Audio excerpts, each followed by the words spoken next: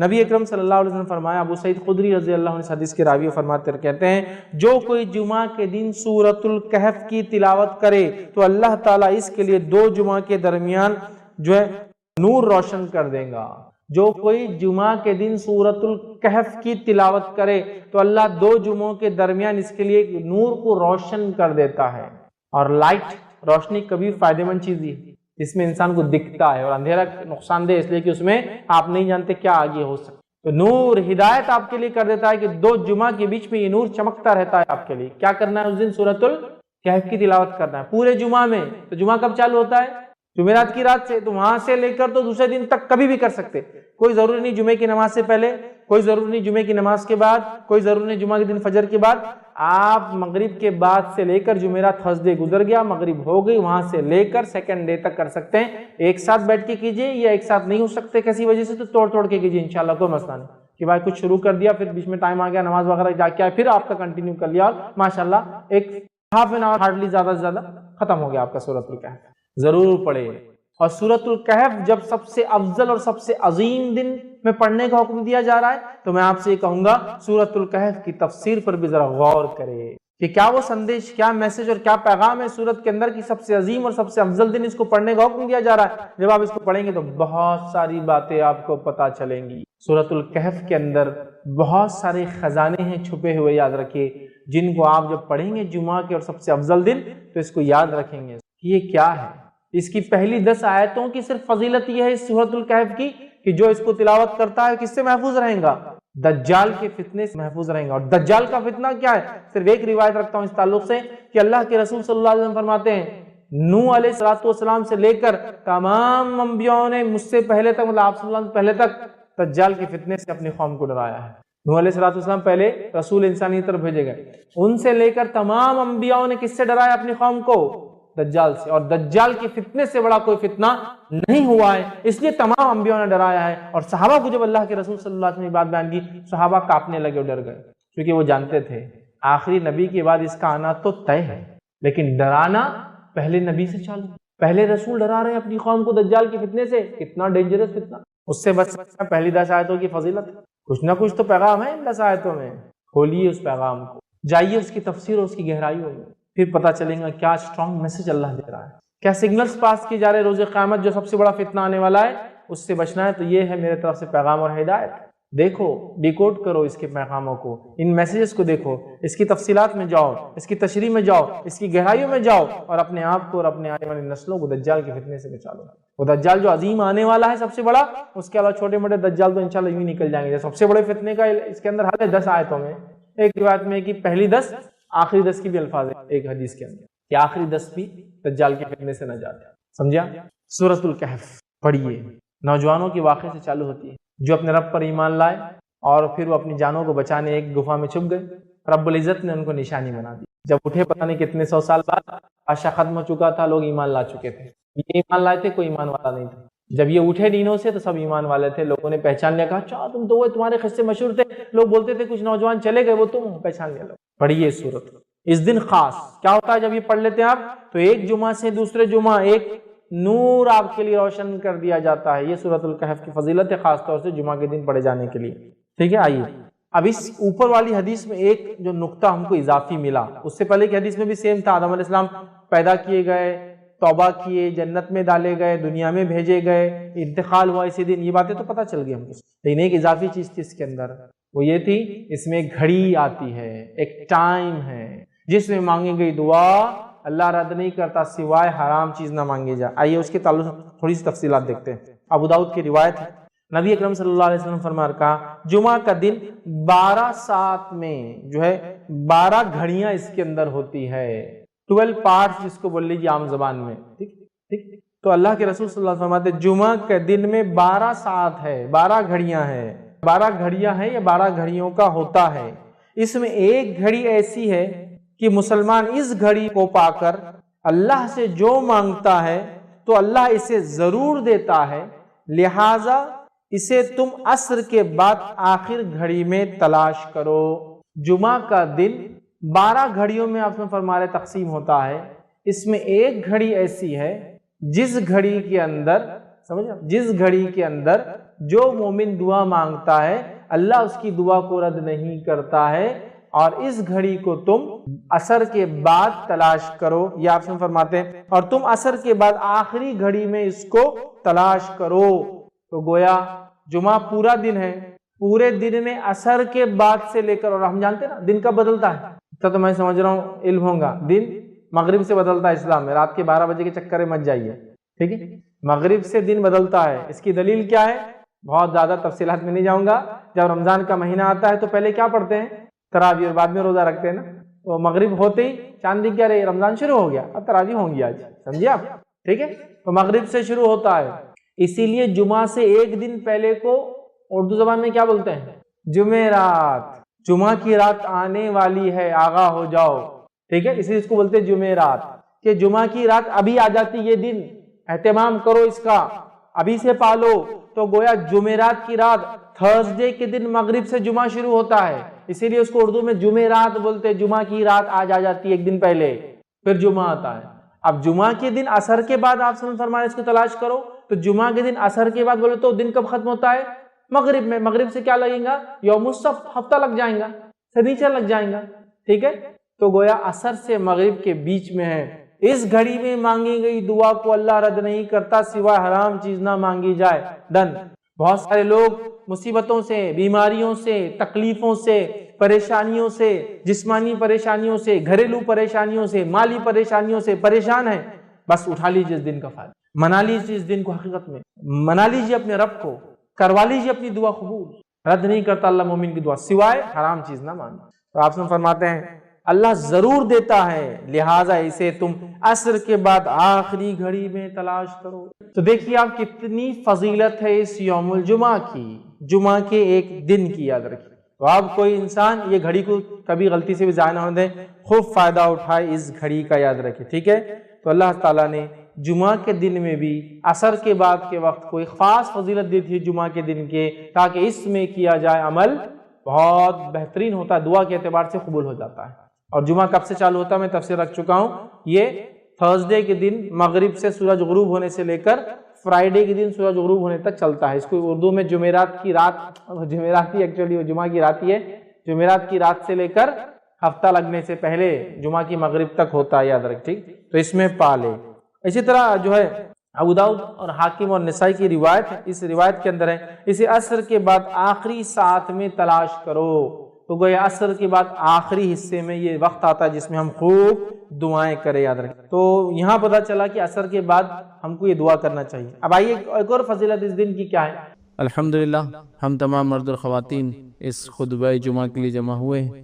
انشاءاللہ عزیز اس مختصر سے وقت میں جس ٹاپک اور جس عنوان پر ہم بات کریں گے وہ ہمارا جو کڑی اور سلسلہ چلا تھا، امت مسلمہ کو درپیش چیلنجز اور اس کا حل کیا ہے۔ اس چیلنج کے اندر آج 10واں اور آخری چیلنج میں آپ کے سامنے رکھنے کی کوشش کروں گا، جو امت مسلمہ جو ہے فیس کر رہی ہے، جو امت مسلمہ جس کے سامنے جو کھڑا ہے، اور یہ بڑا اہم چیلنج ہے، یاد رکھیے، اس لیے کہ کہیں نہ کہیں اب آج جس چیلنج کی ہم بات کریں گے جو 10واں اور آخری ہے، لیکن اس کا تعلق ہر اس پوائنٹ سے تھا جو ہم نے اب تک دیکھا ہے۔ پورے کے پورے جو کڑی میں ہم نے آج 10واں ہے، تو 9 جو اس سے پہلے پوائنٹس دیکھے تھے جو شرک سے شروع ہوا تھا، اور لاسٹ جو پوائنٹ ہم نے جو اس پہ کور کرنے کی کوشش کی تھی، وہاں تک اگر آپ آئے تو یہ کہیں نہ کہیں ایک اہم اس کا ٹکڑا ہے یا اہم حصہ ہے۔ اس پوائنٹ کے، اس نقطے کے، اس چیز کے نہیں ہونے کے نتیجے میں یہ تمام مسائل سے امت مسلمہ جوجھ رہی ہے۔ اگر یہ مسئلہ حل ہو جاتا تو کچھ نہ کچھ حد تک امت مسلمہ مسائل آتے تو اس کو لڑنے کے لیے، اس کا جواب دینے کے لیے، ان مسائل کو حل کرنے کے لیے ریڈی ہوتی اور تیار ہوتی، یاد رکھیے۔ اور آج کا جو ہمارا جو خطبے کا جو ٹاپک ہوگا، یاد رکھیے، وہ ہے تھنک ٹینک۔ تھنک ٹینک مطلب یہ ہوتا ہے کہ کسی بھی قوم اور امت کے پاس ایسے لوگ اور افراد ہوتے ہیں جو اس پہ کوئی مصیبت، تکلیف، دکھ، پریشانی یا فیوچر میں امت کیا کریں گے، مستقبل میں امت کیا کریں گے، اس کے بارے میں وہ پہلے سے پالیسی بنا لیتے ہیں، گائیڈ لائنز بنا لیتے ہیں، طریقہ کار بنا لیتے ہیں، جسو کہتے کیسے ان مسائل سے جوجیں گی اور امت کیسے گزریں گی اور آگے بڑھیں گی، وہ پہلے سے وہ ساری چیزیں امت کے سامنے رکھ دیتے ہیں۔ اور اس کے بعد جب وہ چیزیں، وہ مسائل درپیش ہوتے ہیں تو امت ان چیزوں کو دیکھتی ہے، رہنمائی آلریڈی موجود ہوتی ہے، امت اس رہنمائی کو لیتی ہے اور امت ان مسائل سے گزر جاتی ہے۔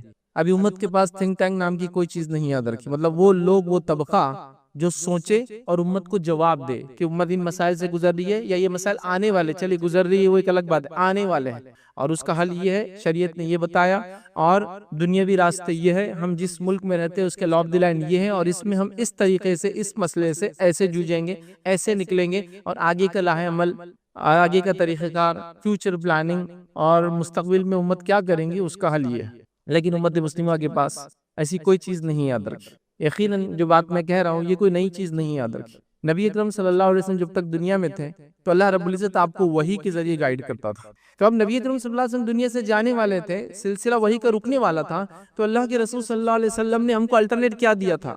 اللہ رب العزت نے ہم کو کیا دیا کہ نبی اکرم صلی اللہ علیہ وسلم کے دنیا کے جانے کے بعد ہم لوگ کیسے کریں گے کام؟ ایشوز، مسائل، پرابلمز تو آنے والے، آگے بھی آتے رہیں گے، تو سلوشن کیا ہے اس کا، کیسے نکالیں گے ہم؟ تو اللہ رب العزت نے نبی اکرم صلی اللہ علیہ وسلم کی حیات میں ہی وہ طریقہ کار بتا دیا تھا، یاد رکھیں کہ امت اپنے مسائل کیسے نکالیں گی۔ اور وہ آیت کا ایک حصہ ہے جو میں نے آپ کے سامنے تلاوت کی، اللہ رب العزت یاد رکھیے اس آیت کے اندر، سورہ آل عمران سورہ نمبر 3 اور آیت نمبر 159 اس میں اللہ فرماتا ہے اور کہتا ہے، جو آیت میں نے تلاوت کی تھی، اللہ فرماتا ہے وَشَاوِرْهُمْ فِي الْأَمْرِ، اے نبی صلی اللہ علیہ وسلم جب کوئی مسئلہ ہو جائے تو ان صحابہ کے ساتھ بیٹھ کے مشورہ کر لینا۔ وَشَاوِرْهُمْ فِي الْأَمْرِ مطلب اب آگے کیا پلاننگ کرنا ہے، آپ صحابہ کے ساتھ بیٹھنا اور اس کو پلان کر لینا۔ فِي الْأَمْرِ فَإِذَا عَزَمْتَ فَتَوَكَّلْ عَلَى اللَّهِ اور جب آپ کوئی فیصلے پہ پہنچ جائے، جب کوئی آپ مصمم ارادہ پھر کر لے، جو مشورہ آ جائیں گا اس بیسس پہ جب آپ کو فیصلہ کر لے، پھر اللہ پر توکل کر لینا، اس کے بعد اللہ پر بھروسہ کر لینا۔ ان اللہ یحب المتوکلین، اس لیے کہ اللہ تعالیٰ اس پر توکل کرنے والوں کو پسند کرتا ہے۔ آگے بات تو کیا کہا، مشورہ کر لینا۔ نبی اکرم صلی اللہ علیہ وسلم ہے اور ایک قلعے کا جو ہے گھیراؤ کیا جا رہا ہے، یہودیوں کا قلعہ ہے، نبی اکرم صلی اللہ علیہ وسلم جس سے موجود ہے، اور آپ صلی اللہ علیہ وسلم صحابہ سے کہتے ہیں کہ فلاں جگہ ہم پڑاؤ ڈالیں گے۔ ایک صحابی کہتے ہیں کہ اللہ کے رسول صلی اللہ علیہ وسلم میرا مشورہ ہے کہ پڑاؤ یہاں نہیں وہاں ڈالیں گے۔ کہا کیوں؟ تو کہ اللہ کے رسول ہم جن یہودیوں سے لڑنے آئے ان کے پاس جو ہتھیار ہے وہ اتنے اچھے ہیں کہ وہ یہاں تک اس کی رینج ہے، یہاں تک وہ ہتھیار پہنچ جاتے، جہاں خیمے کی آپ بات کریں۔ اللہ کے رسول فرمایا ٹھیک ہے ہم خیمہ پیچھے لگائیں گے۔ دیکھیے ایک صحابی کے مشورے پہ بات ہوئی۔ جنگ احد کے لیے نبی اکرم صلی اللہ علیہ وسلم مشورہ کرتے صحابہ سے کہ میرے صحابہ کیا کہتے ہو، اندر رہ کے ڈیفنس کرے، باہر جا کے آفینسو لڑائی کرے؟ صحابہ کہتے جو نوجوان صحابہ تھے، اللہ کے رسول ہم باہر جائیں گے اور لڑیں گے۔ اس کے بعد اللہ کے رسول نے کہا ٹھیک ہے ہم باہر جا کے لڑیں گے۔ آپ کا بختر، آپ کا جو چیسٹ کے لیے گارڈ آتا تھا، وہ جب لگایا جا رہا تھا تو کچھ صحابہ جو بزرگ عمر کے تھے انہوں نے کہا کہ تم نے کیا کر دیا، یہ نبی اکرم صلی اللہ علیہ وسلم باہر جائیں گے، ان کی جان کو خطرہ ہے۔ تو یہ بہت پھر شرمندہ اور نادم، اور فوراً دوڑے کہا اللہ کے رسول ہم چاہتے ہیں کہ وہ ڈیسیجن آپ واپس لے لے جو ہم نے مشورہ دیا تھا آپ کو کہ باہر نکل کے لڑیں گے، چونکہ آپ کی جان کا اب ہم کو ڈر لگ رہا ہے۔ تو اللہ کے رسول نے فرمایا کوئی نبی کی شان کے لائق یہ بات نہیں ہے کہ وہ ایک بار بختر پہن لے، جنگ کے لیے تیار ہو جائے تو پھر وہ جنگ کیے بغیر پیچھے ہٹے، اب نہیں ہو سکتا۔ ہی تو فیصلہ ہو گیا صحابہ کا مشورہ، تو ہم کو وحی کا سلسلہ تو بند ہو گیا۔ اللہ رب العزت نے قرآن اور سنت کے ذریعے قیامت تک آنے والے سارے مسئلے میں ہم کو گائیڈ کر دیا، لیکن کچھ مسائل آتے رہیں گے امت کے سامنے، تو کیسے حل کریں گے امت؟ یہ طریقہ ہے، وہ ہے وَشَاوِرْهُمْ فِي الْأَمْرِ، چلو مشورہ کرتے ہیں مسائل کے اوپر۔ فَإِذَا عَزَمْتَ فَتَوَكَّلْ عَلَى اللَّهِ، پھر جب فیصلہ کر لو اس معاملے میں، اس مشورے کے اندر، پھر اللہ پر توکل کرو۔ اللہ توکل کرنے والوں کو، اپنے بھروسہ کرنے والوں کو پسند کرتا ہے۔ تو یہ ہے طریقہ آگے چلنے کا، اور یہ جو میں نے شروع میں کہا تھنک ٹینک، ایسے لوگ جو سوچے امت کے بارے میں، یہ آیت اس کی دلالت کرتی۔ آئیے دوسری آیت اللہ رب العزت کیا فرماتا ہے اس آیت کے اندر، اور یہ آیت یاد رکھیں سورہ نساء، اس کی آیت نمبر جو ہے 83 ہے، 83 نمبر کی آیت ہے۔ اللہ فرماتا ہے اور کہتا ہے اور جب ان کے پاس امن یا خوف کی کوئی خبر جو ہے پہنچتی ہے، یہ منافقین کے بارے میں بات ہو رہی، جب ان کے پاس کوئی خوف کی، امن کی خبر پہنچتی ہے تو اس جو ہے اسے مشہور کر دیتے ہیں۔ تو منافق کیا کرتے ہیں، اس سنی باتوں پہ چیزوں کو مشہور کر دیتے تھے۔ جیسا خبر آ گئی نعوذ باللہ مسلمان ہار گئے، بس مشہور کر دیا، پہلے خبر آ گئی کہ مشرکین بہت تعداد میں آ رہے، پھیلا دیا مسلمانوں میں، تاکہ ایک ڈر خوف ہو جاتا نا، اب کسی فوج سے پہلے کو پھیلا دے وہ اتنے بڑے فلاں ہیں۔ تو اللہ فرماتا ہے اور جب ان کے پاس امن یا خوف کی کوئی خبر آتی ہے، پہنچتی ہے، تو اس کو مشہور کر دیتے ہیں، اور اگر اس کو پیغمبر مطلب رسول اللہ صلی اللہ علیہ وسلم اور اپنے سرداروں کے پاس، اولو الامر جو ان کے اندر ہے، ذمہ دار جو صحابہ ہیں، ان کے پاس پہنچاتے تو تحقیق کرنے والے اس کی تحقیق کر لیتے۔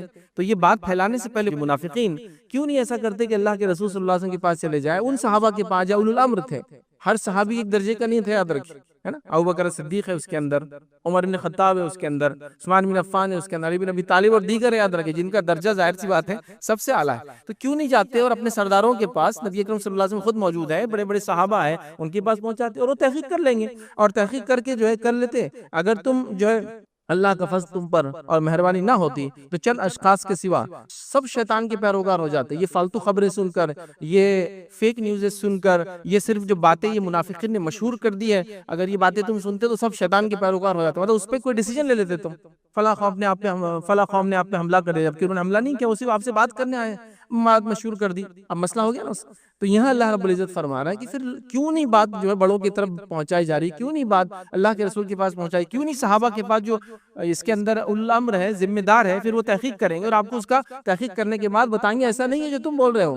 تو آج مسئلہ وہی یاد رکھیے، امت کے پاس کوئی ایسا گروہ، کوئی ایسا طبقہ، کوئی ایسی آرگنائزیشن، کوئی ایسی تنظیم نہیں ہے. میں یہ نہیں کہہ رہا ہوں بالکل نہیں ہے، لیکن اس کی کیا حالت ہے اور اس کا کیا حال ہے. بہرحال اب میں آپ کو کیا بتاؤں، نہ ان تنظیموں کے نام کبھی آپ نے سنے ہوں گے، نہ ان کے ذمہ داروں کے نام کبھی آپ کو پتا ہوں گے، نہ قوم کو انہوں نے کوئی ایسا ڈیسیجن دیا ہوگا جس کو قوم لے کر کہے کہ ہاں یہ ہے، نہ ان کے پاس ڈیسیجن میکنگ کی کوئی صلاحیت ہے، نہ قوم کے پاس سننے کا ذرہ برابری جذبہ ہے. اس قوم کا المیہ یہ ہے کہ اس کے اندر جس کو ہم کہیں گے وہ لوگ اپنے آپ کو زیادہ تعداد میں سمجھتے جن کے پیچھے دوسرے لوگ چلے. مطلب قوم کسی کے پیچھے چلنا پسند نہیں کرتی، ہر آدمی یہ چاہ رہا ہے کہ میرے پیچھے لوگ چلے. یہ سب سے بڑا مسئلہ ہے. تب کیسے ہوں گا اس معاملے میں یاد رکھیں. تو آج مسلمانوں کے پاس کوئی تھنک ٹینک نہیں ہے، کوئی انٹرنیشنل نیشنل لیڈرشپ نہیں ہے، کوئی ریلیجیس، پولیٹیکل یا سوشل لیڈرشپ بھی نہیں یاد رکھی. آئیے ہم دوسری قوموں کی مثال لیتے ہیں. دنیا کے اندر ایک بڑا مذہب ہے، مسلمانوں سے زیادہ ان کی تعداد ہے، عیسائیت. عیسائیت کے اندر ایک بڑا طبقہ جس کو کیتھولک بولتے ہیں، یاد رکھیں. ٹھیک ہے، کیتھولک ان کے اندر ایک بڑا طبقہ، یاد رکھیں. ان کے پاس ایک عالمی لیول کی لیڈرشپ ہے، اور وہ پہلے سیاسی لیڈرشپ بھی تھی اور مذہبی لیڈرشپ بھی تھی. پچھلے 100 سال پہلے ان کو الگ کر کے ان کو سیاست سے الگ کر دیا گیا، وہ صرف مذہبی لیڈرشپ ہے. اور اس لیڈرشپ کو کہتے ہیں پوپ، پاپائیت بولتے ہیں، پاپا بھی بولتے ہیں، یاد رکھیے اس کو عربی کے اندر یا اردو کے اندر. تو پوپ جو ہے ان کا یہ پہلے ریلیجیس لیڈر بھی تھا اور جس کو کہتے ہیں یہ پولیٹیکل لیڈر بھی تھا، یاد رکھیے. جب اس کو ریلیجیس لیڈرشپ کی اس کی الگ کر کے کہا کہ تم سیاست کو چھوڑ دو، الگ ہو جاؤ، تو انہوں نے ڈیمانڈ کیا، تو ان کو ایک ملک ہی بنا کے دے دیا گیا جو دنیا کا سب سے چھوٹا ملک ہے، اس کو بولتے ہیں ویٹیکن سٹی. چونکہ ظاہر سی بات ہے ان کو وہ ذہنی طور سے بھی رکھنا تھا کہ ٹھیک ہے آپ کو ایک الگ ہی ملک بناتے ہیں، اس کی کرنسی بھی اپنی ہے، اس کا اسٹیمپ بھی اپنا ہے، اور دنیا کا سب سے چھوٹا ملک ہے، آدھے میل بائی آدھے میل کا وہ ملک ہے، یاد رکھیے. مطلب بمشکل 700 میٹر بائی 700 میٹر کا پورا کنٹری، یاد رکھیے. اس کو بولتے ہیں ویٹیکن سٹی، اٹلی کے اندر آتا ہے. تو اس کو سیاست سے الگ کر دیا، مذہبی اس کو رہنما کر دیا. تو پورے کیتھولک چرچ اس کو آج بھی مانتا ہے. مطلب یہ کہ اگر اس نے کہہ دیا کہ فلاں چیز ہو تو سارے لوگ بعمل ہو جاتے ہیں. تو ایٹ لیسٹ ان کے پاس ایک ریلیجیس لیڈرشپ ہے. آپ کے پاس بتائیے کون سی لیڈرشپ ہے؟ اگر آپ یہ کہتے ہیں کہ ہم جو حرم کے امام کو جو لیڈر مان لیں گے، تو ہم میں سے تو ایک بڑا طبقہ کہتا ہے وہ تو کافر ہے، تو وہ ظاہر سی بات ہے ان کی لیڈرشپ کیسی ہوں گی؟ ایک بڑا مسلمانوں کا طبقہ کہتا ہے کہ ان کے پیچھے تو نماز ہی نہیں ہوتی، حج عمرے کو جاتے ہیں تو الگ سے نمازیں پڑھتے ہیں. تو اب وہ لیڈرشپ بھی فیل ہو گئی. اب کس کو آپ لیڈر مانیں گے؟ مطلب ویٹیکن سٹی ان کا ایک چرچ ہے، اس کی ایک بہت مقدس جگہ ہے ان کے اعتبار سے، تو وہ اس کے لیڈر کو دنیا کا عالمی لیڈر مانتے ہیں.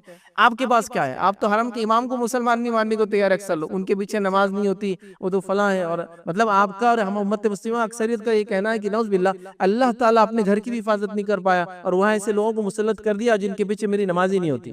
اللہ اللہ، اب کیا کریں گی امت بتائیے. تو امت کا یہ حال ہے. تو یہ ہوا ریلیجیس لیڈرشپ. اب سیاسی لیڈرشپ تو مجھے بتانے کی ضرورت نہیں آپ کو. عالمی سطح پر کس کو بتائیں گے آپ کہ یہ ہمارا رہنما ہے؟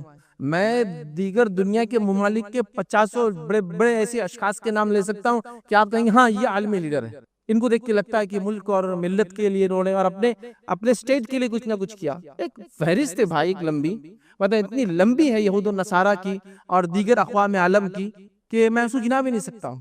آپ کو ایسا بتائیے، چلیے مسلمان دنیا کے اندر، عالم اسلام جس کو عام زبان میں کہتے ہیں، مسلم دنیا کے اندر، جس کے اندر کم و بیش 50 سے زائد 56 سے 57 ملک ہیں، ان 56 سے 57 ملک کا ایک رہنما بتائیے جس کو آپ کہیں گے یہ ہمارا پولیٹیکل لیڈر ہے، یا یہ سیاسی فکر ہم سمجھتے ہیں اور یہ سیاسی فکر صحیح ہے. بتائیے آپ.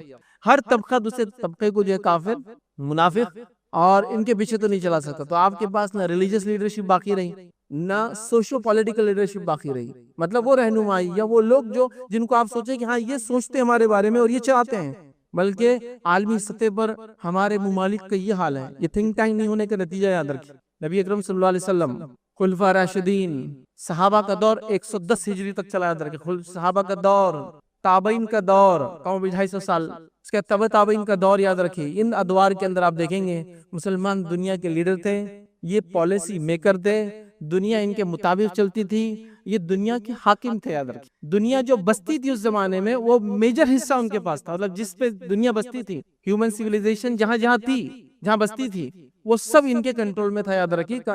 سمجھ لیجئے آپ صلی اللہ علیہ وسلم دنیا جانے کے 200 سال بعد کا یہ حال ہے، اور وہاں سے پھر وہ وہی سلسلہ الحمدللہ تقریباً 15ویں 16ویں صدی تک چلا۔ اس کے بعد زوال کا دور چالو ہوا، پھر یوروپین سائروں نے کولونائزیشن کیا اور پھر مسلمان ممالک کو ٹکڑے ٹکڑے کر کے بانٹ لیا، تم یہ لے لو، تم وہ لے لو، تم وہ لے لو، مطلب مسلمانوں کی جان مال عزت اور ممالک جو ہے یہ ایک کیک کی مانند تھا، جو آ رہا ہے بس کاٹ رہا ہے، جتنا حصہ لینا چل تو کھا لے، اتنا حصہ اس کو دے دے، بچاؤ پھینک ڈالو، ان کی ضرورت نہیں، یہ حال کیا پھر یاد رکھیے۔ ہم بھول گئے یاد رکھیے، سب بھول گئے یاد رکھیے، کوئی لیڈر نہیں ہے، کوئی لیڈرشپ نہیں ہے، نہ کوئی ریلیجیس لیڈرشپ ہے، نہ کوئی سوشل لیڈرشپ ہے، نہ کوئی پولیٹیکل لیڈرشپ ہے، کچھ بھی نہیں یاد رکھیے ہمارے پاس۔ کیوں امت اس حالت میں پہنچی یاد رکھیے، کیسے اس حالت کو دور کیا جائے، فیوچر پلاننگ کیسی کریں گے امت بتائیے، کل کیا ہونے والا آپ کیسے وہ کریں گے، فلاں مسئلہ آ گیا، کسی کو پتہ بھی نہیں مسئلہ کیا ہے، تعجب کی بات یہ ہے، اب کیسے سمجھائے، مذہبی رہنماؤں کو جا کے بیٹھ کر بتانا پڑ رہا ہے، اس کا بھی بیٹھنے کا طریقہ ہی ہے، شیخ کے پاس بیٹھنے کا طریقہ رہتا ہے، دو زان ہو کر بیٹھنا، عزت کے ساتھ بیٹھنا، احترام کے ساتھ بیٹھنا، ان کے وقت کے ساتھ بیٹھنا، ان کے سامنے جا کے بیٹھنا، نظروں کو نیچی رکھنا،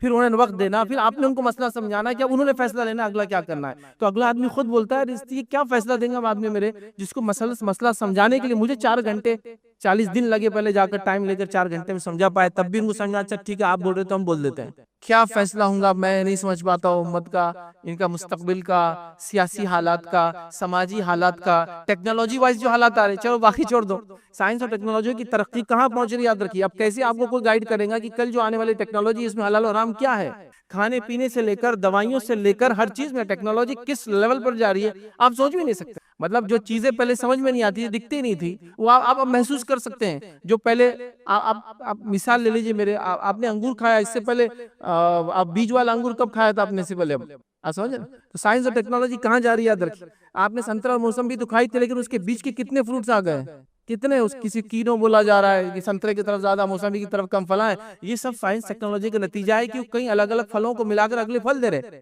اب نیکسٹ پلاننگ یہ کہ کئی جانوروں کو ملا کر اگلی نسل تیار کریں گے، جو جانور کھائیں گے نہیں کھائیں گے ہم، پھر پھلوں میں اور سبزیوں میں تو ٹھیک ہے ساری چیزیں حلال ہے ہمارے لیے، لیکن باقی دیگر جانوروں کے اندر تو حلال حرام کا مسئلہ ہے نا، کہ فلاں جانور سے فلاں کراس کر کے ہم فلاں بنائیں گے، جینیٹیکل انجینئرنگ جس کو کہتے ہیں، کس لیول پر جا رہی ہو، تو اگلا کیا کریں گے 10 سال بعد جو چیزیں آئیں گی، آپ سمجھ رہے ہیں، مطلب ایسی چیزیں آنا چالو ہو گئی، مطلب آپ جیسا پہلے لکڑی استعمال کرتے تھے، تو لکڑی کی آپ کوئی چیز بنائیں گے، پلین لیول بنائیں گے، لگائیں گے، وہ ٹائم تو پلائی ووڈ بول کی چیز آ گئی تھی، لکڑی کو لے کے کمپنی میں پروسیس کر کے ایسی پلین تختے بنا دیے جا رہے تھے کہ آپ جیسے کاٹو اور بنا لو، تو آپ کو پتا ہے آج کل گوشت اور میٹ میں بھی ہوتا ہے، مطلب مختلف جانور گوشت لے کے اس کو چٹکا کر مارکیٹ میں بیچا جاتا ہے، اس کو جیلیٹن بولتے یاد رکھیں، مطلب ایسا ہے کہ آپ جتنے سائز کا میٹ چاہے اتنے سائز کا آپ کو مل جائے گا، اور آپ وہ کریں تو کیا یہ شرن، کیا اس کی حکم ہوگا، ابھی آپ کو لگ رہا بہت دور ہے، 10 سال بعد ان چیزوں کو آپ بکتے ہوئے نظر آئیں گے آپ کو مارکیٹ میں، پھر ہمارا مسئلہ کیا ہوگا، کون ہم کو جواب دیں گا، دواؤں کے اندر فلاں ادویات میں فلاں چیزیں میں کون بتائیں گا امت کو، کوئی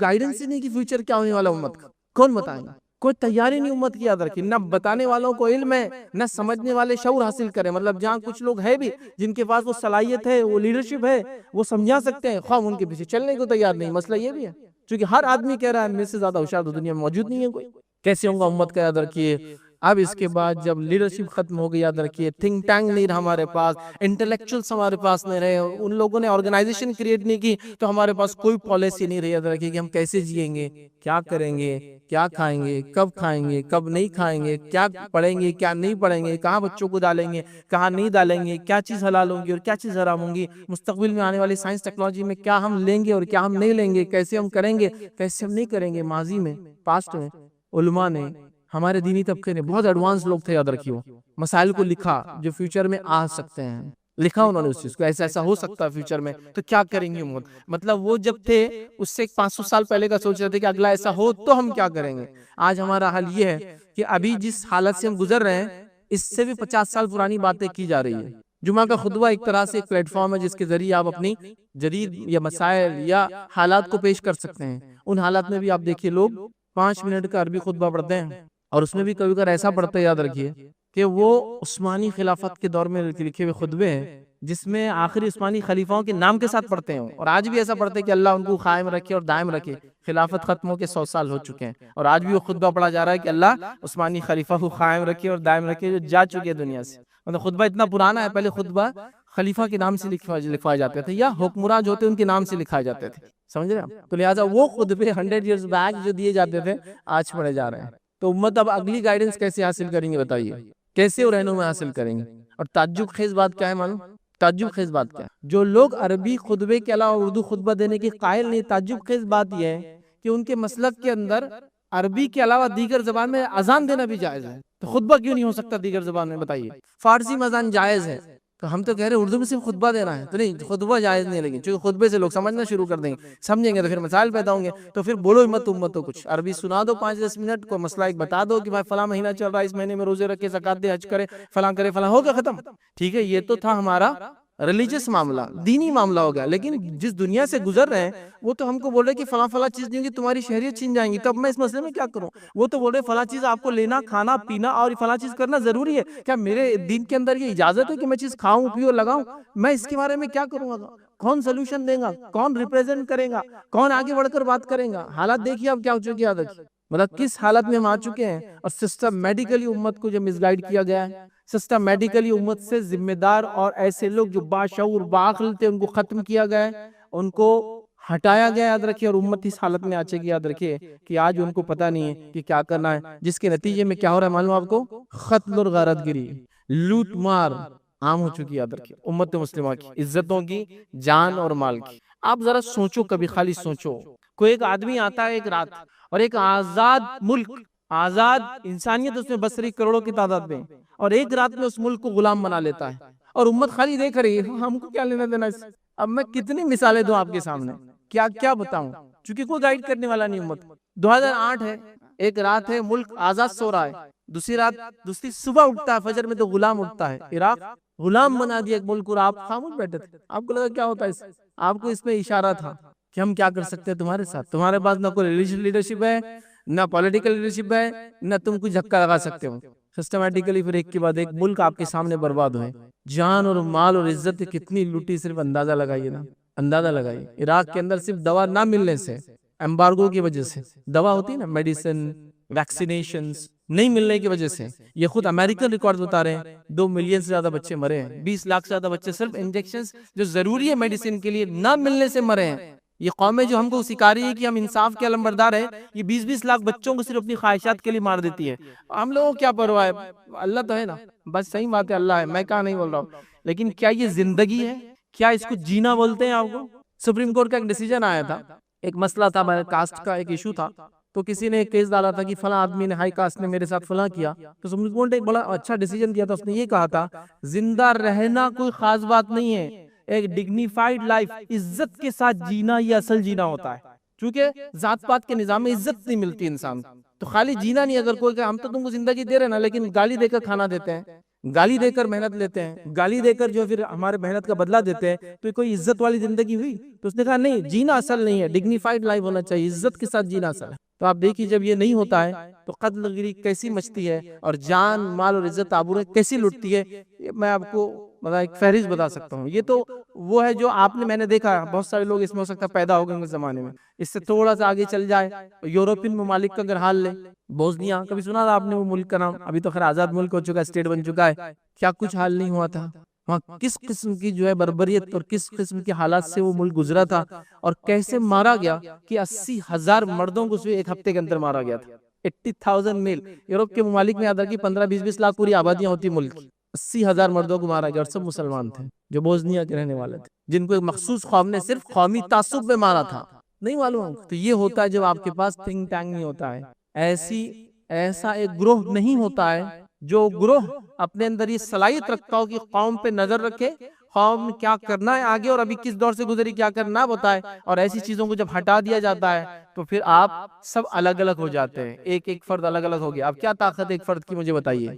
ملک ایسے پھر اکھڑتے ہیں ایک کے بعد ایک. عراق ہے، شام ہے، ہاں مطلب جس کو سیریا کہیں گے، اس کے بعد لبنان ہے یاد رکھیے، اور اس کے بعد بہرحال ایک فہرست ہے آج کے دور میں فلسطین کا حال لے لیجئے، خاص طور سے اس کے ساؤتھ کے حصے غازہ کا حال لے لیجئے، اور اس کے علاوہ ابھی کئی چیزیں مطلب ہمارے پڑوس میں جو میانمار ہے، روہنگیا مسلمانوں کا مسئلہ لے لیجئے، تو ادھر جو ہے شام سے لوگ جو گئے مطلب کیا کیا نہیں ہوا یاد رکھیے، مطلب ایسی حالت ہے کہ لوگوں نے مطلب یہ گواہی آپ بھی دے سکتے ہیں، لوگوں نے لوگوں کی لاشوں کو لے کر دفنایا لیکن زندہ رہتے ہوئے اپنی زمین پہ اترنے نہیں دیا، اس لیے کہ پاسپورٹ کا مسئلہ تھا۔ ساحلوں سے جا کے کشتیاں ٹکرائی ہے لوگوں کی جو اپنے ظلم سے بچنے کے لیے بھاگے ہیں، شام سے لے کے یورپ بھاگے لوگ، کہاں کہاں جا کے نہیں ٹکرائے، کن کن ممالک کو جا کے ان کی کشتیاں ٹکرائے۔ ان چھوٹے چھوٹے بچوں کی تصویر آپ نے دیکھی ہوگی جو ساحلوں کے اوپر جو ہے جیسے کچرا آ کر بکھرا ہوتا نا، ان کی لاشیں پڑی، دیکھا آپ نے؟ سمجھ رہے آپ؟ ایک چیز جو آپ نے چھوڑ دی، مشورہ، مشاورت، اس لیے مشاورت کمیٹیاں ہوتی تھی پہلے، یاد ہے آپ مشاورت بولتے تھے اس کو، وہ مشورہ دیتی تھی، وہ رائے دیتی تھی قوم اور ملت کیا کریں گی۔ اب سب ختم ہو چکا ہے، یاد رکھیے سب ختم ہو چکا ہے، اور امت اس بارے میں نہ سوچنے کو تیار ہے نہ آگے کی کوئی پلاننگ وہ اور بھی رکھتی ہے۔ اب بتائیے جب یہ نہیں ہوں گے تو انٹلیکچوئل ریوائول کیسے ہوگا، مطلب آنے والے جدید مسائل کو کیسے حل کریں گے، اسکالرلی ریسرچ کیسی ہوں گی، مطلب ہم لوگ اب اسلامک اسٹڈیز کے اعتبار سے آگے کی چیزوں کو کیسے انالائز کر پائیں گے، پولیٹیکل فارمولیشنز کیسے بنیں گے، مطلب سیاسی اعتبار سے اپنا دبدبہ قائم رکھنے کے لیے قوم کیا کرے، کون ان کو بتائیں گا؟ کوئی بھی نہیں ہوگا، یاد رکھیے۔ انٹرفیت ڈائلاگز بند ہو گئے، یاد رکھیے کہ قومی قوموں سے بات کرے۔ آج آپ کس سے بات کریں گے جب ایک قوم میں نفرت بھری آپ کے خلاف اور وہ آپ کو ختم کر دینا چاہتی ہے اس ملک سے؟ کوئی تو ایک کمیٹی ہوتی ہے جو جا کے بات کرے کہ آئیے انٹلیکچوئل لیول پہ ہم ڈسکشن، ڈسکورس، ڈائلاگ اور ڈیبیٹ تو نہیں کہیں، سمپوزیم اور سیمینار رکھتے ہیں، آپس میں ڈسکس کرتے ہیں بھائی کہ تمہارے پاس بھی ہیومن ویلیوز کیا ہے، ہمارے پاس بھی کیا ہے، کیا آپ کا مذہب اس کی اجازت دیتا ہے اور کیا میرے مذہب میں جو الزام لگا جا رہا ہے ایسا ہے؟ کیا کریں گے آپ بتائیے؟ کوئی سسٹم آپ کے پاس نہیں رہا۔ دیکھیں سوشل ریفارمز کیسے لائیں گی قوم، کیسے تبدیلی لائیں گی قوم، کیسے چینج لائیں گی اپنے اندر اور سماج کے اندر، بتائیے آپ؟ کوئی گائیڈ کرنے والا نہیں۔ آپ کو جو بیٹر لگتا ہے آپ کریں، ان کو جو اچھا لگتا ہے یہ کریں، مجھے جو اچھا لگتا ہے میں کر رہا ہوں، ان کو جو اچھا لگتا ہے وہ کر رہا ہے، سب اپنے اپنے راستے میں چل رہے، یاد رکھیے۔ اسی طرح مس انفارمیشن جو دنیا میں آج پھیلی ہے اسلام کے خلاف، آپ کیسے کاؤنٹر کریں گے؟ کون اس کا جواب لکھیں گا؟ کون بتائیں گا کہ کیا اصلیت ہے اور کیا نہیں؟ یاد رکھیے چونکہ ہم تو دوسری جنگ میں لگے ہوئے ہیں، مطلب ایسی جنگ کہ جس کی کوئی انتہا نہیں، ہم دیکھ رہے ہیں اس چیز کو، یاد رکھیے۔ سپریم کورٹ کے کئی ڈیسیجنز ایک کے بعد ایک آئے اور اسلامی شریعت میں اس کے حل موجود تھے، اس کے بعد بھی یہ حل کیا گیا کہ ہم اپنے آپ کو ذلیل کیا گیا پورے انسانیت کے سامنے، یاد رکھیے۔ یہ ہوا نہیں ہوا؟ حتیٰ کہ لوگ جو اس فیصلے کے اندر تھے انہوں نے بھی کہہ دیا کہ بھائی تمہارے پاس ایسی ایسی رائے آلریڈی موجود ہے، لے لو اس کو، قبول کر لو، اس سے پہلے کہ حکومت ایک ڈیسیجن سنا دے اس مسئلے کے اوپر۔ تم خود بولو نا کہ ٹھیک ہے ہمارے پاس یہ مسئلے کا حل ہے آلریڈی، ہے نا؟ میں کتنی باتیں آپ کو بتاؤں، کوئی کس کی سننے کو تیار نہیں بھائی۔ ٹرپل طلاق کا ایشو ہوا تھا، آپ نے دیکھا آلریڈی ہمارے پاس ایک ایک مشورہ، ایک رائے، ایک مسلک ہی تھا، بلکہ دو ایسے مسالک تھے جن کے اندر جو حکومت نے کہا کہ 3 طلاق ایک مجلس میں نہیں ہوں گی، وہ آلریڈی موجود تھا، لیکن پھر بھی ہم نے وہ آرا کو نہیں مانا۔ یہ دیا گیا مشورہ، ٹھیک۔ ایک جو ہے سلفی اہل حدیث ان کے پاس یہی ہوتا ہے، دوسرا شیعوں کے پاس بھی یہی ہوتا ہے، ایک مجلس میں 1000 بار بولو آپ ایک ہی طلاق مانی جاتی ہے، لیکن نہیں مانی گئی وہ رائے اور پھر حکومت نے ڈنڈا دیا، سب سننا پڑا۔ تو آلریڈی تھا، آپ یہ کہتے ہیں ہمارے پاس آلریڈی ہمارا آپس کا مسئلہ، ہم مان لیتے اس کو، تو رسپیکٹ باقی رہ جاتی، ڈگنیٹی آنر کمیونٹی کی باقی رہتی، آپ نہیں دے پائے۔ پھر انہوں نے ایک فیصلہ کر دیا، اب ان کو لگ رہا آپ برقعے بھی فیصلہ کریں گے، وہ آپ کے چہرے بھی فیصلہ کریں گے، وہ آپ کی زندگی فیصلہ کریں گے، آپ کی موت پہ فیصلہ کریں گے، آپ کی جائیداد پہ فیصلہ کریں گے، آپ کیا کھائیں گے اس سے فیصلہ کریں گے، اب فیصلے آتے جائیں گے، چونکہ انہوں نے دیکھ لیا جو سب سے اسٹرانگ آرگنائزیشن ہے وہ اتنی ویک ہے، تو اب باقی کیا ہونے والا دیکھ لیجیے۔ تو ڈکٹیشن پھر شروع ہو گیا تھا۔ میں نہیں کہہ رہا ہوں کہ ہم کو کسی قوم، کسی ملت، کسی حکومت کے خلاف جانا ہے، میں یہ کہہ رہا ہوں کہ جو رائٹس آپ کے آلریڈی دیے گئے اس کو ایکسرسائز کرنے کے لیے ایسے لوگ لگتے جو ریپریزنٹ کریں آپ کو، وہ ریپریزنٹیشن کہاں ہے آپ کے پاس، وہ میں کہنا چاہتا ہوں۔ اب سوشل ریفارمز کیسے آئیں گے، مس انفارمیشن کو آپ کاؤنٹر کیسے کریں گے، ہاں بس کوئی حل نہیں ہے۔ اسٹریٹجک پلاننگ کیا ہوں گی امت کی، فیوچر کیا ہے اس امت کا، یہ تعلیم، تربیت، سیاست، پالیٹکس کیا کریں گے آگے، کون بتائیں گے ان کو؟ کوئی موجود نہیں، یاد رکھیے۔ اور امت آگے مسائل آئیں گے اس کے لیے کیسے کیپیسٹی بلڈنگ کریں گی، مطلب ایسے افراد کو کیسے تیار کریں گے جو ایسے مسائل پہ جواب دیں۔ آج دیکھیے پرائم ٹائم کے اندر ایک پرائم ٹائم جو چینل چلتا ہے نا، 9 سے 10 سے 12 کروڑ تک لوگ دیکھتے ہیں اس کو، کوئی بھی ایک نیوز چینل لیجیے جو پرائم ٹائم میں چلتا ہے، آدھے گھنٹے کا ڈیبیٹ ہوتا ہے اور پورا زہر پھیلا دیا جاتا ہے سماج کے اندر۔ آپ کے پاس کیا ایسے افراد ہو جو وہاں جا کے جواب دے سکتے ہیں؟ میں سوال کر رہا ہوں، ایسے افراد جو دین بھی جانتے ہو، دنیا بھی جانتے ہو، سماج کو بھی سمجھتے ہو، سیاست کو بھی سمجھتے ہو، پھر وہ بیٹھے اور جواب دے کہ یہ اس کا حل ہے، بتائیے ہے آپ کے ایسے افراد؟ آپ گن بھی نہیں سکتے ایسے افراد، ہونا تو دور کیا ہے کہ بھائی اب فلاں ڈیبیٹ چل رہا ہے ملیالی زبان، کس کو بھیجیں گے آپ؟ تمل میں چل رہا ہے کس کو بھیجیں گے آپ؟ مراٹھی چینلز پہ چل رہا ہے کس کو بھیجیں گے؟ پرائم ٹائم چینلز پر ہے آپ کے لوگ؟ آپ کے لوگ بھی موجود نہیں. کیسے اس قوم کا معاملہ آگے بڑھیں گا جو قوم اس لحاظ اس درجے پہ کمزوری پہ ہے؟ لیکن قوم کا معاملہ کیا ہے میں آپ کو بتا دوں. بہرحال قوم خوش ہے کہ ہم شادی اچھی کر پا رہے ہیں، وقت پر حج ہو جا رہے ہیں ہمارے، اور ایک اچھی زندگی جی رہے. اس میں برانڈ کانشیس قوم، اچھے چشمے، گھڑیاں، اچھے کپڑے پہن رہی ہے. قوم خوش ہے، قوم کو اور کوئی لینا دینا نہیں. مطلب حال یہ کہ 1 سال تک آپ کے سامنے کی سڑک بند ہے لیکن قوم پھر بھی خوش ہے، اس کو کوئی پرواہ نہیں ہوتی. آپ کو نالوں کے اندر لے جا کے رکھ دیا جائے، آپ کے علاقوں کا 1 سال تک صاف نہ کیا جائے، قوم خوش ہے. چونکہ قوم خوش ہے، اس کی شادی بیاہ اور باقی جو چیزیں وہ چاہتی ہے وہ اچھے سے ہو رہی. بس قوم نے وہ جو چند چیزوں کو معیار بنایا زندگی جینے کا، وہ کیا ہے معلوم آپ کو؟ ایک اچھے شادی ہو جائے، اور اتنا کماؤ کہ ایک شادی کرو جس سے نام ہو جائے سماج میں. شادی دیندار ہے تو ریٹائرمنٹ کے بعد، یا وہ جو سمجھتا ہے کہ اب ختم ہو گیا میرا جاب کا سلسلہ تو میں ایک بار حج کر لوں، اگر ریلیجیس ہے تو وہ حج کا کر رہا ہے. اور ایک اچھا گھر بن جائے، پورا خواب ہے ہمارا، یہ پورا خواب ہے. یاد رکھیے، ایک اچھا گھر، بچوں کی اچھی شادی. ریلیجیس تو پیسہ خرچ گئی ہے. بچے پڑھ لکھ لے تو اچھی بات ہے، نہیں پڑھے بھی تو چلتا. کیونکہ ہمارے بچوں کا حال تو یہ ہے کہ وہ جنگلی جھاڑ جیسے کبھی اگ گئے تو اگ گئے، نہیں اگے تو چلتا ہے، کیا مسئلہ ہے. یہ تربیت یافتہ جھاڑ نہیں جس کے لیے پہلے زمین کو نرم کیا جائے، بیج کو چنا جائے، موسم کو دیکھا جائے، پھر موسم میں بیج لگایا جائے، بیج آنے کے بعد حفاظت کی جائے، حفاظت کے بعد مختلف مرحلوں میں اس کو پروان چڑھا جائے، پھر اس کے پھل دیکھے جائے. نہیں، یہ آ گیا تو بہت اچھی بات ہے، برباد ہو گئے تو کوئی مسئلہ نہیں، چلو کوشش کیے تھے، اللہ کے پاس دیکھا جائے گا. وہ اللہ بھروسے تو سب چل ہی رہا ہے، وہ تو ہونا ہی چاہیے توکل. لیکن توکل کا یہ معنی نہیں ہے کہ اپنی گاڑی کی چابی لگاؤ اور پھر وہ اللہ پہ توکل ہے، چوری ہونا ہوں گی تو ہوں گی، یہ معنی نہیں. گاڑی کی حفاظت کرو، لاک لگاؤ، اچھے سے کھڑے کرو، جو ہونا ہے وہ اللہ کی طرف سے. چکے احتیاطی تدابیر اختیار کرنا ہے، یہ سنت ہے اور توکل کا حصہ ہے. تو بہرحال اب کہاں سے شروع کریں؟ اب شروعات یہ کریں گے، پہلی چیز کہ ہر کام کرو تو مشورے سے کرو. اپنے گھروں کے اندر ایک سسٹم بناؤ کہ بچوں کے ساتھ بھی مشورہ کرو، بڑوں کے ساتھ مشورہ کرو، اور مشاورت کی عادت ڈالو کہ کوئی بھی ڈیسیجن. ہمارے پاس ڈیسیجن بھی ایسے چلتے ہیں ماشاءاللہ کہ دادا دنیا سے جانے تک پورے ڈیسیجن اشاروں میں بھی لیتے رہتے ہیں. مطلب اگلا کوئی لیڈر تو ہوتا ہی نہیں گھر کے اندر. یہ حال ہے. کیسے ہی گھر چلیں گے؟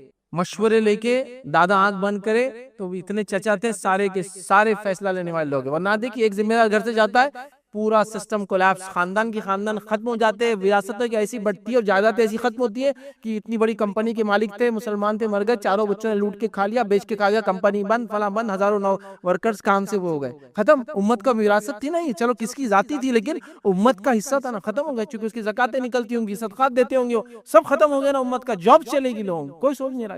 امت اتنی ان آرگنائزڈ ہے، تو کم از کم گھر سے تو شروع کرو مشوروں کا سسٹم. کچھ بھی فیصلہ ہے تو بچوں کو بٹھاؤ اور ڈسکس کرو، بیٹا اب ایسا فیصلہ لینا، کچھ بھی فیصلہ ہو سکتا ہے، پروز اینڈ کون ڈسکس کرو. یہ کرنا ہے تو کیسے کریں گے، وہ کرنا ہے تو کیسے کریں گے. یہاں سے لیڈرشپ، یہاں سے سوچ، یہاں سے انٹلیکٹ، یہاں سے سمجھداری، اور یہاں سے فیصلہ لینے والے لوگ پیدا ہوں گے. تو یہ گھر کے ماحول میں ہوا. محلوں کے اندر مسجدیں ہوتی ہیں، اسی کمیٹیاں ہوتی ہیں، وہاں ڈیسیجنز لی جائے کہ یہ محلہ اب اگلا کیا کریں گا. ایسا ایک ڈیسیجن ہم نے ایک بار لیا تھا، بڑا اچھے سے لیا تھا، وہ سی این آر سی کے ٹائم. ماشاءاللہ اتنا اتحاد نظر آیا تھا، اتنا وہ نظر آیا تھا کہ نیکسٹ لیول کا تھا وہ، ہے نا. چونکہ معلوم کہ شہریت چلے جائیں گے تو سمندر میں جا کے تھوڑی رہیں گے، تو سب کچھ داؤ پہ لگا دیے تھے لوگوں نے. اب کچھ کوئی ڈر نہیں باقی رہا تھا. اب کیا ہے بولے، اب تو جان ہی بس بچی ہے نا. تو وہ جو اتحاد دکھایا تھا نا، لوگوں کے پیچھے چلے تھے، کمیٹیوں کی بات مانے تھے، مسجدوں سے اعلان ہوئے تھے، سسٹمیٹیکلی چیزیں کی گئی تھی. ایسی کرنا پڑتا ہے چیزوں، تبھی جا کے آپ ڈیموکریسی کے اندر اپنی بات لوگوں تک رکھ سکتے. یہ اس کا سسٹم ہے، اس کا طریقہ کار ہے، یاد رکھیے، اس کا نہج ہے، یاد رکھیے. بہرحال تو وہ سب کہیے. تو ایک ہوتا گھر کا، پھر اس کے بعد محلے اور اس کا شہر کے لیول پہ سسٹمز بنائے جائے. جو سسٹمز یاد رکھیں ہم اسے مشورہ لے کر کام کریں تاکہ شہری لیول پر کوئی کام ہوتا تو یہ. اور پھر اس کے بعد یہ چیز آگے بڑھیں گی اور آگے بڑھیں گی، وہ چیزیں چلتے رہیں گی جو اللہ کے رسول صلی اللہ علیہ وسلم، صحابہ کے دور میں، تابعین تبع تابعین کے دور میں، سلف صالحین کے دور میں، حتیٰ کہ مسلمانوں نے ایسی لیڈرشپ اور ایسا اتحاد جو ہے تقریباً کہو بیش 15ویں اور 16ویں صدی تک، 15 اور 16 سینچری تک دیکھا، جس کے نتیجے میں اللہ رب العزت نے بہت کچھ دیا. مشورے میں برکت ہے، سب جانتے ہیں نا، سب بولتے بھی یہ بات، کرتے کوئی نہیں. لیکن مشورے میں برکت کا معنی ہے جو میں بولوں گا آپ نے سننا، یہ مشورہ ہے. یہ مشورہ ہوتا ہے آپ باتیں سنیں گے، پروز اینڈ کون ڈسکس ہوں گے، حلال حرام دیکھا جائیں گا، اور اس کے بعد ایک چیز طے کی جائیں گے. بہرحال تو شروعات چھوٹے سے لے کر بڑے تک کرنے کی ضرورت ہے. تو یہ بہت بڑا مسئلہ ہے، سنگین مسئلہ، جس سے امت مسلمہ کی خون، جان مال، عزتیں لوٹی اور برباد کی جا رہی ہے. لہٰذا ہم تھنک ٹینک، سوچنے والے لوگ پیدا کریں، جس سے ایسے سماج میں ذمہ دار لیڈرز، آرگنائزیشن، انسٹیٹیوشنز بنے جو امت کے بارے میں آج کس دور سے گزری اس کے بارے میں سوچے، کل کی پالیسیز کیا ہوں گی، کیسے ہم چلیں گے وہ سوچے، اور مستقبل ہمارا فیوچر کیسا ہوں اس کے بارے میں آج سے وہ طریقہ کار کریں. اس کی سخت ضرورت ہے. بہرحال یہی چند باتوں کے ساتھ اپنی بات کو ختم کروں گا. اللہ رب العزت سے دعا ہے کہ اللہ سبحانہ تعالیٰ ہم تمام کو ہمارا کھویا وقار، عزت، مرتبہ، مقام جو ہے واپس لوٹائیں۔ بس مومن کو کوئی پریشانی آئی، مسلمان کو کوئی پریشانی آ رہی ہے، وہ صحیح طریقہ استخارہ کا نہیں جانتا ہے، بس یہاں شعبدے باز اور کاہن اور لوگ اپنے دل فریب طریقوں سے جو ہے مومن کا پیسہ بھی ایٹ رہے ہیں، اس کا عقیدہ بھی برباد کر رہے ہیں۔ تو یہ بے انتہا ضروری ہے کہ ہم استخارہ کا صحیح طریقہ ہم جانیں تاکہ ہم اپنے رب سے صحیح طریقے سے جو ہے مدد لے پائیں۔ اب آئیے استخارہ کا معنی کیا ہوتا ہے، اس سے شروع کرتے ہیں۔ میننگ کیا ہوتا ہے استخارہ کا؟ تو استخارہ کا لفظی معنی ہوتا ہے خیر کی رہنمائی طلب کرنا، اچھائی کی رہنمائی، کہ میں اچھائی کو کیسے حاصل کروں، رہنمائی طلب کرنا۔ جیسے کہ آپ کسی انسان کے پاس جاتے اور کہتے ہیں بھائی مجھے یہ بزنس کرنا ہے اور وہ اس کا ماہر ہے، تو وہ پھر آپ اس سے خیر کی رہنمائی طلب کرتے ہیں اور پھر آپ کو صحیح ڈائریکشن، صحیح راستہ بتاتا ہے نا۔ تو استخارہ کا معنی ہے خیر کی رہنمائی طلب کرنا، اچھائی کی رہنمائی، اچھائی کے راستے کے لیے کوشش کرنا اور طلب کرنا۔ اور شرعی معنی کیا ہے؟ نماز کے بعد ایک مخصوص دعا کو پڑھنا جس کے ذریعے وہ جو ہے اللہ رب العزت سے خیر کی رہنمائی جو ہے طلب کرتا ہے۔ نماز پڑھنا اور نماز کے بعد ایک مخصوص دعا، جو دعا استخارہ ہے، وہ پڑھ کر ایک بندہ دنیا کے اندر خیر کی رہنمائی طلب کرتا ہے۔ اس دعا اور اس نماز کے ذریعے وہ اپنے رب سے خیر کی رہنمائی طلب کرتا ہے، اسے شریعت میں استخارہ کہتے ہیں۔ تو استخارہ کا عام معنی خیر کی رہنمائی طلب کرنا، خاص معنی شریعت میں اللہ رب العزت سے نماز کے اور ایک مخصوص دعا جو اس کے نبی نے سکھا اس کے ذریعے خیر کی رہنمائی طلب کرنا۔ وہ معاملہ کچھ بھی ہو سکتا ہے دنیا، سمجھ رہا بات کو؟ تو یہ ہے استخارہ۔ استخارہ نکاح کے لیے ہو سکتا ہے، ٹھیک، استخارہ جو ہے مختلف چیزوں کے لیے ہو سکتا ہے، لیکن ایک بات یاد رکھے، استخارہ کسی مباح چیز کے لیے ہی ہوگا، ایسی چیز جو شریعت میں جائز ہو۔ استخارہ کسی واجب اور فرض کے لیے نہیں ہوگا، استخارہ کسی مستحب چیز کے لیے نہیں ہوگا، استخارہ کسی مکروہ چیز کے لیے نہیں ہوگا، استخارہ کسی حرام چیز کے لیے نہیں ہوگا۔ اور ٹوٹل 5 ہی چیزیں جو شریعت حکم دیتی ہے کسی چیز پہ حکم لگتا ہے، ایک تو واجب اور فرض، مستحب، مباح، مکروہ اور حرام، 5 چیزیں ہوتی ہیں۔ کوئی بھی چیز شریعت کے حکم میں 5 میں سے ایک میں فٹ ہو جاتی ہے، یا تو جائز ہے، واجب ہے، یا پھر مستحب ہے، یا پھر مباح ہے، یا پھر مکروہ، یا پھر حرام۔ اس سے علاوہ کچھ نہیں، 5 ہی ہے۔ تو استخارہ ان 5 میں صرف ایک چیز کے لیے ہوتا ہے، وہ مباح۔ کوئی آدمی یہ استخارہ نہیں کر سکتا کہ کل سے نماز پڑھنا شروع کر دوں یا نہیں کروں، نہیں ہوتا، فرض ہے۔ مستحب کے لیے استخارہ نہیں ہو سکتا کہ نبی اکرم صلی اللہ علیہ وسلم جس چیز کا حکم دیا وہ کروں یا نہ کروں، سوال ہی نہیں آتا۔ استخارہ کسی مکروہ حرام چیز کے لیے نہیں ہو سکتا کہ شراب کل سے چھوڑوں یا نہ چھوڑوں، چھوڑنا ہی ہے، استخارہ کر کے نہیں چھوڑیں گا، کیونکہ وہ چھوڑنا ہی ہے، وہ حرام ہے، سمجھ رہا؟ تو استخارہ کسی مباح، ایسی چیز شریعت میں جو جائز ہے اسی کے لیے ہوتا ہے، اس کے علاوہ دوسری چیز کے لیے نہیں ہوتا، یہ بات بھی ذہن میں رکھیں۔ اور استخارہ ایک بہت معروف عمل ہے، نبی اکرم صلی اللہ علیہ وسلم سے سینکڑوں حدیثیں آتی ہے، ٹھیک ہے، کہ استخارہ کا آپ نے حکم دیا۔ آئیے اس کی دلیل ہم دیکھتے ہیں۔ نبی اکرم صلی اللہ علیہ وسلم، بخاری کی روایت ہے، اور جو جابر رضی اللہ عنہ اس حدیث کے راوی وہ کہتے اور فرماتے ہیں رسول اکرم صلی اللہ علیہ وسلم ہمیں تمام کاموں میں استخارہ کی تعلیم دیتے تھے۔ نبی اکرم صلی اللہ علیہ وسلم صحابہ کو تمام کاموں میں استخارہ کی تعلیم دیتے تھے، جس طرح ہمیں قرآن کی سورت کی تعلیم دیتے تھے۔ استخارہ کے تعلق سے فرماتے تمام کاموں میں استخارہ کی تعلیم دیتے تھے جس طرح سے قرآن کی سورت کی تعلیم دیتے تھے، مطلب جیسے قرآن کی صورتیں ہمیں سکھایا کرتے تھے ویسے استخارہ بھی ہم کو اللہ کے رسول سے سکھایا۔ آپ فرماتے ہیں کہ تم میں سے کوئی شخص، مطلب آپ نے فرما کہا تم میں سے کوئی شخص جب کسی کام کا ارادہ کرے تو فرض کے علاوہ جو ہے وہ 2 رکعتیں پڑھے، پھر دعا استخارہ پڑھے۔ تم میں سے جب کوئی شخص کام کا ارادہ کرے، آپ نے فرمایا، تو 2 رکعت نماز پڑھے فرض کے علاوہ، اور اس کے بعد دعا کرے۔ اور اس طریقے کو، اس دعا کو اور استخارہ کو نبی اکرم صلی اللہ علیہ وسلم صحابہ کو ویسے سکھاتے جیسے نماز صورتیں سکھاتے تھے، مطلب صورتوں کو سکھایا کرتے۔ قرآن کو جیسا آپ سکھاتے تھے ویسے ہی صحابہ کو بٹھا کر آپ نے استخارہ بھی سکھایا۔ حالانکہ استخارہ اتنا واضح ہے اور اتنا آسان ہے، آگئی بات حدیث میں واضح ہے، نماز 2 رکعت فرض کی علاوہ پڑھے اور دعا کرے، یہ ہے استخارہ کا طریقہ، بس اتنا ہی۔ 2 رکعت فرض کے علاوہ، مطلب نفل نماز ہے، صلاۃ الاستخارہ جس کو عام زبان میں کہیں گے، استخارہ کی نماز، اور اس کے بعد دعائے استخارہ کرے، بس یہی ہے استخارہ کا طریقہ۔ اتنا ہی آسان ہے استخارہ، بس اتنا آسان، لیکن آج اتنا پیچیدہ بنا کر پیش کیا جا رہا ہے، اور ایسے عجیب و غریب ڈھنگ سے امت مسلمہ کا مال اور ان کے عقیدے کو لوٹا جا رہا ہے جیسی کوئی انتہا نہیں۔ 2 رکعت فرض کے علاوہ پڑھے اور دعا استخارہ کرے۔ آپ کو کہیں دعا استخارہ مجھے یاد نہ ہو، مجھے نہ پتا ہو، تو میں ہمیشہ کہتا ہوں حسن المسلم نامی کتاب ہے دعاؤں کی، صحیح اور ثابت شدہ دعائیں لے لے، دعا استخارہ کا چیپٹر کھولی یاد کر لی۔ نفل نماز کس کو نہیں آتی 2 رکعت؟ کوئی ایسا آدمی کہے مجھے نماز بھی نہیں آتی، آسان ہے، اور دعا استخارہ پڑھنا ہے اس نماز کے بعد، ختم۔ اتنا ہی طریقہ ہے استخارہ کا، یاد رکھیں، ٹھیک ہے، اتنا ہی طریقہ ہے، اور استخارہ کرنا اتنا ہی آسان ہے جو آپ صلی اللہ علیہ وسلم نے جو ہے صحابہ کو جو ہے سکھایا تھا۔ استخارہ کا طریقہ کیا ہے؟ 2 رکعت نماز فرض سے ہٹ کر پڑھیے، اس کے بعد دعا استخارہ پڑھیے۔ دعا استخارہ جو ہے یاد کر لیجئے، کہاں ملنا ہے، کہاں ملیں گی؟ تو سب سے بہترین جو ہے آپ کو دعا استخارہ حسن المسلم نامی کتاب ہے، وہاں ملیں گی۔ اور دعا استخارہ صرف ایک دعا ہے، دعا استخارہ صرف ایک دعا ہے، اس سے ہٹ کر وہ دعا نہیں ہے۔ کیوں نہیں ہے؟ اس لیے کہ صلاۃ الاستخارہ کے بعد جو دعا ہے اس کے الفاظ نبی اکرم صلی اللہ علیہ وسلم صحابہ کو سکھائے ہیں، اس سے ہٹ کے ہمیں نہیں پڑھنا ہے۔ کیوں نہیں پڑھنا ہے؟ اس لیے کہ آپ صلی اللہ علیہ وسلم دعا استخارہ ایسے سکھاتے تھے جیسے صورتیں سکھاتے تھے، ہے نا۔ آپ کو منمانا ایجاد کر لے استخارہ کی، یہ دعا پڑھ لو تو فلاں گا، وہ دعا بالکل نہیں چلے گا۔ دعا استخارہ ایک مخصوص دعا ہے، لہٰذا آپ وہی دعا کیجئے دعا استخارہ کی، آپ وہی دعا کیجئے۔ انشاءاللہ جو لوگ نیٹ پر اس کو دیکھیں گے وہاں دعا کو بریکٹ آئیں گا، آپ کو عربی ملیں گا، اس بریکٹ میں آپ کا مسئلہ رکھیے بول کے اردو میں ہوں گا، ٹھیک ہے، جو ایشو پہ آپ وہ کر رہے ہیں استخارہ ہمارا کہ اللہ میرے نکاح کے تعلق سے میں سوچ رہا ہوں اس لڑکی سے کروں یا نہ کروں، پھر باقی کی دعا آگے کرنی۔ اے اللہ تجارت کے بارے میں سوچ رہا ہوں، تجارت میں اس کو پارٹنر بناؤں نہ بناؤں، آگے آپ کی دعا ہے۔ سمجھے آپ عربی میں؟ تو عربی میں ہے، اس کو پڑھنا ہے، بیچ میں ایک بریکٹ آئیں گا، اپنا مسئلہ رکھیے اور آگے اس دعا کو کنٹینیو کریں آپ اور ختم کریں، ٹھیک ہے۔ تو ہمیں چاہیے کہ اس دعا کو یاد رکھ لیں، اور وہ مخصوص دعا ہے، انہی الفاظ سے اس دعا کو پڑھنا ہے، دوسری دعائیں ہم کو اس تعلق سے ایجاد نہیں کرنا ہے۔ اب اگر دعا استخارہ یاد نہ ہو تو دعا استخارہ جس شخص کو یاد نہ ہو تو وہ دیکھ کر پڑھے، سمجھ رہے، دیکھ کر پڑھے۔ دیکھ کر بھی نہیں پڑھ سکتا ہے تو کسی سے پڑھوائے اور پھر خود لفظ کو دہرائے۔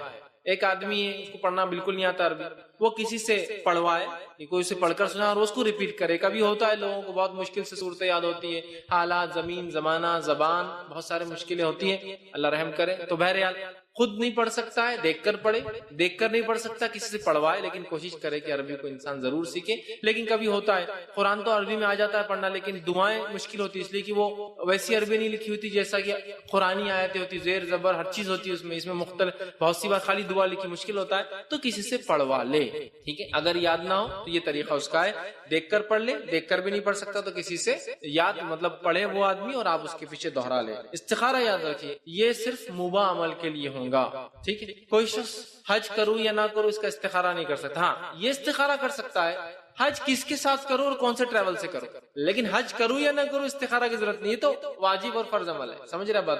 دینی علم سیکھنا یہ واجب اور فرض ہے ہم پر، تو دینی علم سیکھوں یا نہیں سیکھوں اس پر استخارہ نہیں ہوگا، ہاں اس پر ہو سکتا ہے دینی علم کس استاد سے، کس مدرسے سے سیکھوں، کس اسکول سے سیکھوں، کس جگہ جا کر سیکھوں، سمجھ رہے بات کو۔ واجب اور فرض پر استخارہ نہیں، ہاں واجب اور فرض سے ریلیٹڈ چیزوں پر استخارہ ہو سکتا ہے۔ دین علم سیکھنا فرض ہے، استاد کا سلیکشن میں استخارہ ہو سکتا ہے۔ حج کرنا فرض ہے، اس میں استخارہ کی ضرورت نہیں، ہاں حج کس کے ساتھ کروں یہ ہو سکتا ہے۔ ہاں کبھی ایسا ہو سکتا ہے کہ 2 فرائض ایک ساتھ آ جائے، 2 واجبات، تو تب کیا ہوگا؟ جب 2 واجبات ساتھ آئیں گے تو استخارہ ہو سکتا ہے کہ دونوں میں سے کون سا کرو اللہ، جیسا اتنا پیسہ ہے کہ مہر ادا کر دوں یا پھر حج کر لوں، اب کیا کروں؟ استخارہ ہو سکتا ہے اللہ کہ دونوں میں سے کیا کروں، کہ نکاح بھی واجب ہے اس لیے کہ گناہ کا چانسز، حج کا بھی موقع ہے، لیکن پیسہ اتنا ہے کہ مہر دوں تو ایک ہی کام ہو سکتا ہے کوئی، سمجھ رہے بات کو، تو پھر ہو سکتا ہے، لیکن یہ کوئی فرض کروں یا نہ کروں اس پہ یہ بات کو سمجھ۔ اسی طرح استخارہ کسی حرام کام کے اوپر بھی نہیں ہو سکتا ہے کہ شراب چھوڑوں یا نہ چھوڑوں، جوا چھوڑوں یا نہ چھوڑوں، حرام کاری چھوڑوں یا نہ چھوڑوں، اس پہ تو سوال نہیں استخارہ کا، چھوڑنا ہی ہے، سمجھ رہا۔ تو ایک مباح عمل، ایک جائز عمل جو دنیاوی کسی بھی کام کی چیز ہو سکتی ہے، انسان کی مفاد اس کے فائدے کی چیز ہو سکتی ہے، اس کے لیے اسی طرح جو ہے استخارہ کے تعلق سے کیا چیز ہو جو ہمارے ذہن میں ہو، تو استخارہ ایک دعا ہے، استخارہ ایک دعا ہے، جو کنڈیشنز دعا کے لیے وہ کنڈیشن استخارہ کے لیے بھی، استخارہ ایک دعا ہے، تو جو کنڈیشنز شرائط دعا کے لیے ہے، قبول ہونے کے لیے، دعا قبولیت کے لیے، وہی کنڈیشن استخارہ کے لیے بھی ہے، سمجھ رہے۔ اب میں وہ کنڈیشنز پوری نہیں رکھوں گا، کیوں؟ انشاءاللہ الحمدللہ میں نے دعا مومن کا ہتھیار اس عنوان میں پورے کنڈیشنز رکھ دی، آپ وہ عنوان نیٹ کے ذریعے دیکھ سکتے، دعا مومن کا ہتھیار، میں نے پورے شرائط رکھ دی کہ دعا قبولیت کے شرائط، دعا دعا نہ قبول ہونے کی وجوہات، کس کی دعا قبول ہوتی ہے اور کس کی نہیں ہوتی، بہت تفصیل میں عنوان ہے، تو آپ ضرور اس عنوان کو دیکھ لیں۔ تو دعا قبول کے جو شرائط ہے وہی شرائط استخارہ کے لیے بھی ہوں گے، اس لیے کہ استخارہ بھی دعا ہے، اللہ سے آپ خیر کی رہنمائی طلب کرتے ہیں، تو لہٰذا اخلاص دل ہو، حرام کاری سے انسان بچتا ہو، فرائض کا اہتمام کرتا ہو، مضبوط الفاظ کے ساتھ اپنی دعا کرے، دعا قطع رحم رشتے توڑنے کی نہ ہو، دعا کسی حرام، وہ ساری کنڈیشن یہاں بھی آٹومیٹیکلی لاگو، حلال کھاتا ہو اس لیے حرام جو کھاتا اللہ اس کی دعا نہیں قبول کرتا تو استخارہ بھی قبول نہیں ہونے والا ہے، تو وہ کنڈیشن آٹومیٹیکلی لاگو ہے، تو لہٰذا آپ دعا مومن کا اختیار اس عنوان کو دیکھیں، بہت تفصیل میں نے ڈسکس کی ہے، چونکہ یہ بھی ایک دعا ہے لہٰذا اس کے لیے بھی وہی شرائط لاگو ہے جو اس کے لیے لاگو تھی، ٹھیک ہے۔ اب جو ہے استخارہ اور جس کو ہم کہیں گے شرح صدر، دل کا کھلنا یا کسی چیز کی طرف رہنمائی ملنا۔ اب بہت سارے لوگ یہ کرتے ہیں کہ ہم نے استخارہ کر لیا لیکن دل میں کوئی بات نہیں آ رہی۔ دیکھیں استخارہ کرنے سے دل میں بات آ سکتی ہے، ضروری نہیں ہے کہ آئے، دونوں میں فرق ہے۔ استخارہ کرنے سے اللہ کسی ایک چیز کی طرف دل مائل کر سکتا ہے، رہنمائی کر سکتا ہے، لیکن ضروری نہیں ہے کہ ایسا ہو، اس لیے کہ استخارہ جو ہے وہ دعا ہے اللہ سے، اور ہم تقدیر کی حالت نہیں جانتے، ہم اللہ سے دعا کر رہے اللہ اگر خیر ہو تو اس کی طرف بڑھا دے، شر ہو تو اس سے ہمیں بچا لے۔ تو شرح صدر ہو سکتا ہے دل میں کوئی بات آئے یا نہ بھی آئے، لیکن جب آپ استخارہ کریں تو استخارہ کے بعد جو آپ کو بہتر لگے اس کام پر جم جائیے اور کرنا شروع کر دیجیے۔ میں کیوں کہہ رہا ہوں ارے استخارہ کی جواب ہی نہیں آ رہا، اور استخارہ کی جواب ہی نہیں آنا، جواب کیا ہونا؟ آسمان سے آواز چاہیے آپ کو، ہاں یہ کر لو، ہاں یہ مت کرو، نہیں، سمجھ رہے آپ؟ استخارہ آپ نے کر لی، اللہ سے دعائیں رہنمائی کر لی کہ اللہ تقدیر کا حال میں نہیں جانتا ہوں، میرے آخرت کے اعتبار سے، میرے معاش کے اعتبار سے، میرے آخرت کے معاش کے اور میرے دین کے اعتبار سے اگر یہ مسئلہ ٹھیک ہے تو کرا دے، اگر یہ اس میں نقصان ہے تو مجھ سے دور کر دے۔ آپ نے دعا کر لی، دعا کرنے کے بعد دل میں بات آئے یا نہ آئے، جو چیز آپ کو پھر بہتر لگے عزم کے ساتھ مضبوطی کے ساتھ چل پڑیے اس کے، ورنہ بہت سے لوگ ارے کیا ہوا اور استخارہ کا جواب ہی نہیں آ رہا، ارے کیا ہوا استخارہ 15 دن 20 دن، ارے بھائی مہینہ ہو گیا انہیں ابھی جواب نہیں آ رہا، اور کیا کام کرنا ہے؟ بہت چھوٹا سا ایک کام ہے، اس کے لیے ایک مہینہ نہیں، یہ نہیں ہے۔ استخارہ آپ نے کیا، دعا ہے، دعا کرنے کے بعد آپ امید کیجیے کہ اللہ تعالیٰ آپ کی مدد کرے گا، جو بات بہتر لگے اس کی طرف بڑھ جائیے اور مضبوطی کے ساتھ جم کر خوب کر لیجیے اس کام کو، جم کے کہ اللہ سے میں نے استخارہ کر لیا، سمجھ رہے بات کو؟ ورنہ بہت سے لوگ شرح صدر، ارے میرا دل کھل ہی نہیں رہا یار، ہو سکتا ہے دل میں بات آئے، ضروری نہیں ہے کہ ہر بار استخارہ کے بعد دل میں بات آئیں گی تو آپ کو کام کرنا ہے، ورنہ آپ رکے ہوئے پورا ٹائم، ارے دل میں بات نہیں آ رہی، دل میں بات نہیں آ رہی، سمجھ رہے بات کو؟ یہ بڑی اہم چیز، ہو سکتا ہے دل میں بات ہے، ہو سکتا نہ آئے، لیکن جب آپ استخارہ کر لیں تو جم جائیے مضبوطی کے ساتھ، اللہ پر توکل کیجیے کہ میں نے استخارہ کر لیا ہے، اور پھر آگے بڑھ جائیے۔ اللہ رب العزت قرآن میں سورۃ طلاق سورہ نمبر 65 آیت نمبر 3 میں فرماتا ہے، کہتا ہے وَمَن يَتَوَکَّلْ عَلَى اللَّهِ فَهُوَ حَسْبُهُ، جو اللہ پر توکل اور بھروسہ کر لیتا اللہ اس کے لیے کافی ہو جاتا ہے۔ سمجھ رہا؟ اب آپ نے استخارہ کیا، استخارہ کرنے کے بعد آپ جم جائیے کہ اللہ میں نے استخارہ کر لیا، تو اس سے دعا کی، جمی اور مضبوطی کے ساتھ جو ارادہ رکھتے تھے، جو کام کرنا چاہتے تھے اس کو پھر مضبوطی کے ساتھ کیجیے، چاہے دل میں بات آئے یا نہ آئے، اس چیز کو آپ سمجھ لیجیے۔ اللہ رب العزت نے ایک دوسرے مقام پہ قرآن میں سورہ آل عمران سورہ نمبر 3 آیت نمبر 159 میں فرمایا کہا فَإِذَا عَزَمْتَ فَتَوَكَّلْ عَلَى اللَّهِ إِنَّ اللَّهَ يُحِبُّ الْمُتَوَكِّلِينَ، جب کسی کام کا نبی تم ارادہ کر لو تو کیا کرو؟ فَإِذَا عَزَمْتَ فَتَوَكَّلْ اللَّهِ، تو اللہ پر بھی بھروسہ کر لو، اور اللہ تعالیٰ اپنے پہ بھروسہ کرنے والوں کو، متوکلین کو پسند فرماتا ہے۔ تو جب کسی کام کا ارادہ کرے مضبوطی کے ساتھ اس کی طرف چل پڑنا بھی چاہیے، یہ بات بھی یاد رکھیے، ورنہ شرح صدر نہیں ہو رہا، دل نہیں کھل رہا، دل میں بات نہیں آ رہی، بلکہ آپ وقت لگا دیے گئے، نہیں، آپ تب استخارہ کیجئے، استخارہ کے بعد جم جائیے، جمنے کے بعد جو بہتر لگتا ہے چوائس کیجئے اس چیز کو، اور اس کے طرف آگے بڑھنے کی پوری کوشش کیجئے، کہ تو شرح صدر کا استخارہ سے کوئی تعلق نہیں ہے، استخارہ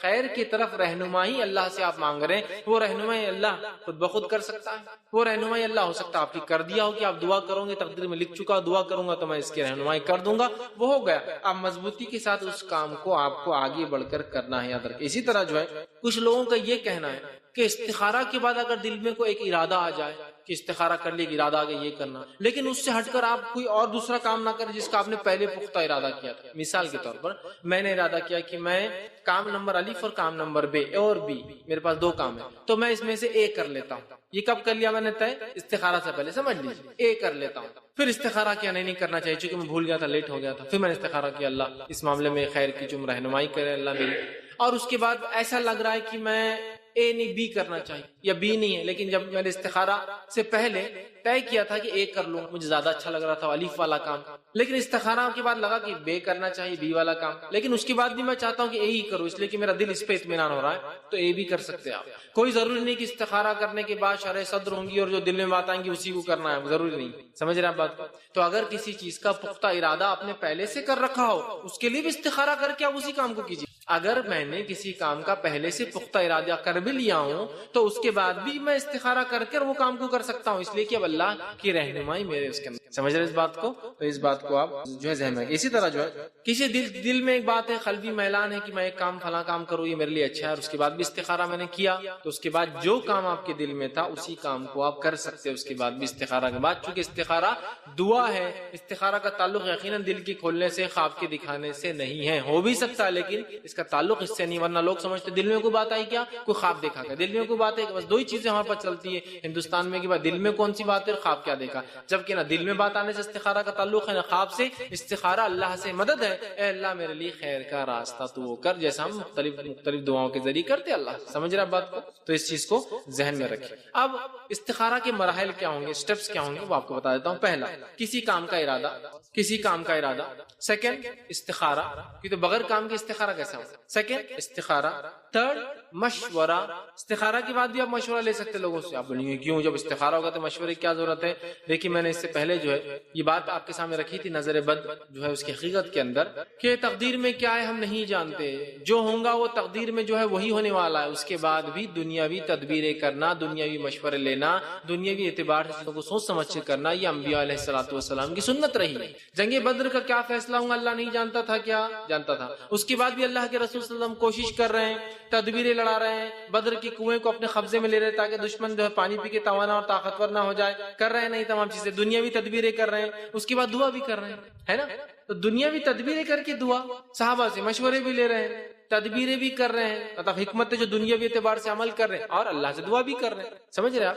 یعقوب علیہ الصلوۃ والسلام اپنے بیٹوں سے کہہ رہے ہیں کہ میرے بچوں ایک باپ سے داخل نہ ہونا، ایک دروازے سے داخل نہ ہونا شہر میں، کئی مختلف بابوں الگ الگ دروازوں سے ہونا، اس لیے کہ تقدیر میں جو ہے میں تو اس کو کچھ کر نہیں سکتا ہوں۔ تو پتہ کیا چلا، انسانی کوشش کیا ہے الگ الگ دروازوں سے جانا، اس کے بعد بھی نظر لگنا نہیں لگنا اللہ کی طرف سے ہے۔ تو وہ یعقوب علیہ السلام فرما رہے ہیں میں تقدیر کا تو کچھ ٹال نہیں سکتا ہوں جو ہونے والا ہے، لیکن دنیاوی تدبیر کیا ہے، الگ الگ دروازے سے داخل ہو تاکہ نظر سے بچ جاؤ، سمجھ رہا؟ نبی اکرم صلی اللہ علیہ وسلم نے ایک مرتبہ ایک جنگ میں جو ہے ارادہ کیا کہ دشمن کے قلعے سے قریب رہیں گے، ایک صحابی نے کہا اللہ کے رسول کیا یہ وہی ہے؟ تو کہا نہیں وہی نہیں، یہ میرا ارادہ، تو کہا ہم پیچھے کھڑے رہیں گے، تو کہا کیوں؟ کہا اس لیے کہ جو رینج میں آپ کہہ رہے رکنے کا یہاں تک دشمن کے تیر آ سکتے ہیں، تو آپ نے کہا فوراً پیچھے ہٹ گئے۔ دنیاوی کوشش کر لیں، اس کے بعد الگ بات ہے، ہم دشمن کے تیر کے رینج سے باہر چلے گئے، اس کے بعد بھی تیر لگنا تقدیر ہے، لیکن رینج میں رہ کر تقدیر کو آزمانا کہ لگتا نہیں لگتا یہ رسک، تو دنیاوی چیزیں کر کے اس کے بعد آپ کو توکل بھی اللہ پر، اس کے بعد دنیاوی تو تیسرا کام، پہلا کام کا ارادہ، دوسرا استخارہ، تیسرا مشورہ بھی لیجیے ایسے انسان سے جو دین اور دنیا اور اس فن کا علم رکھتا ہو، چوتھا کام اللہ پر توکل کر لیجیے پھر، اور پانچواں جو کام پہ بھروسہ کیا، جو عزم کیا اس کو کر گزر۔ 5 سٹیپس، کام کا ارادہ، استخارہ، ایک دیندار اور کسی مصلحت اس مسئلے کا علم رکھنے والے شخص مشورہ، اللہ پر توکل، اور جس کام وہ کیا عزم کیا کر گزریے۔ 5 سٹیپس ہے۔ بہت سارے لوگ استخارہ تو کہتے ہیں لیکن وہ سٹیپ نمبر 2 سے آگے نہیں بڑھ پاتے بیچارے، کام کا ارادہ استخارہ، کام کا ارادہ استخارہ، کام کا ارادہ استخارہ، ارے کیا ہوا 1 مہینہ 2 مہینے، ارے وہ استخارہ کا جواب ہی نہیں آ رہا۔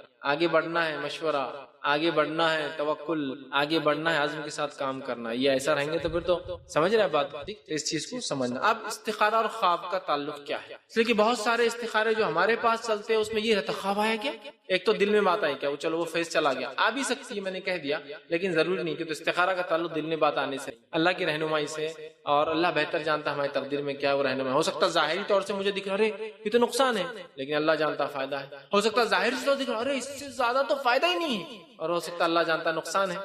تو ہم لوگ تو ایسے ہی ہوتے ہیں نا، انسان تو ظاہر کو دیکھتا ہے، اللہ بہتر جانتا ہے، تو وہ ہم رہنمائی مانگ رہے ہیں اللہ سے۔ اب استخارہ اور خواب کا کیا تعلق ہے، تو استخارہ اور خواب کا کوئی تعلق نہیں ہے سوائے اس کے کہ آ بھی جائے، تعلق نہیں ہے لیکن سمجھ رہے، اس لیے کہ حدیث میں اور صحابہ کے آثار سے کہیں نہیں پتا چلتا کہ آپ نے فرمایا حدیث میں کہ تم کو خواب آئے گا میرے صحابہ استخارہ کے بعد آئیں گا، نہیں، اور کہیں بھی یہ نہیں کہ صحابہ نے کہا میں نے استخارہ کیا اور مجھے خواب آیا، سمجھ رہے آپ؟ ہو سکتا ہے یہ بھی ایک اشارے کا طریقہ ہو، لیکن یہ ضروری نہیں ہے اور استخارہ کا پارٹ نہیں ہے۔ ہمارے پاس تو اس حد تک پارٹ ہے کہ یہ مشہور جو خواب چلتا ہے بس کیا اگر آپ نے استخارہ کیا تو خواب آئیں گے، خواب میں ہرا کپڑا آیا تو کر لینا، لال کپڑا آیا تو نہیں کرنا، یہ ایک دم کامن ہے۔ ہرا دکھا، اب انہیں بھی دن رات میں سوچ کے سو رہا ہرا لال تو کچھ نہ مجھے گائے جا گیا۔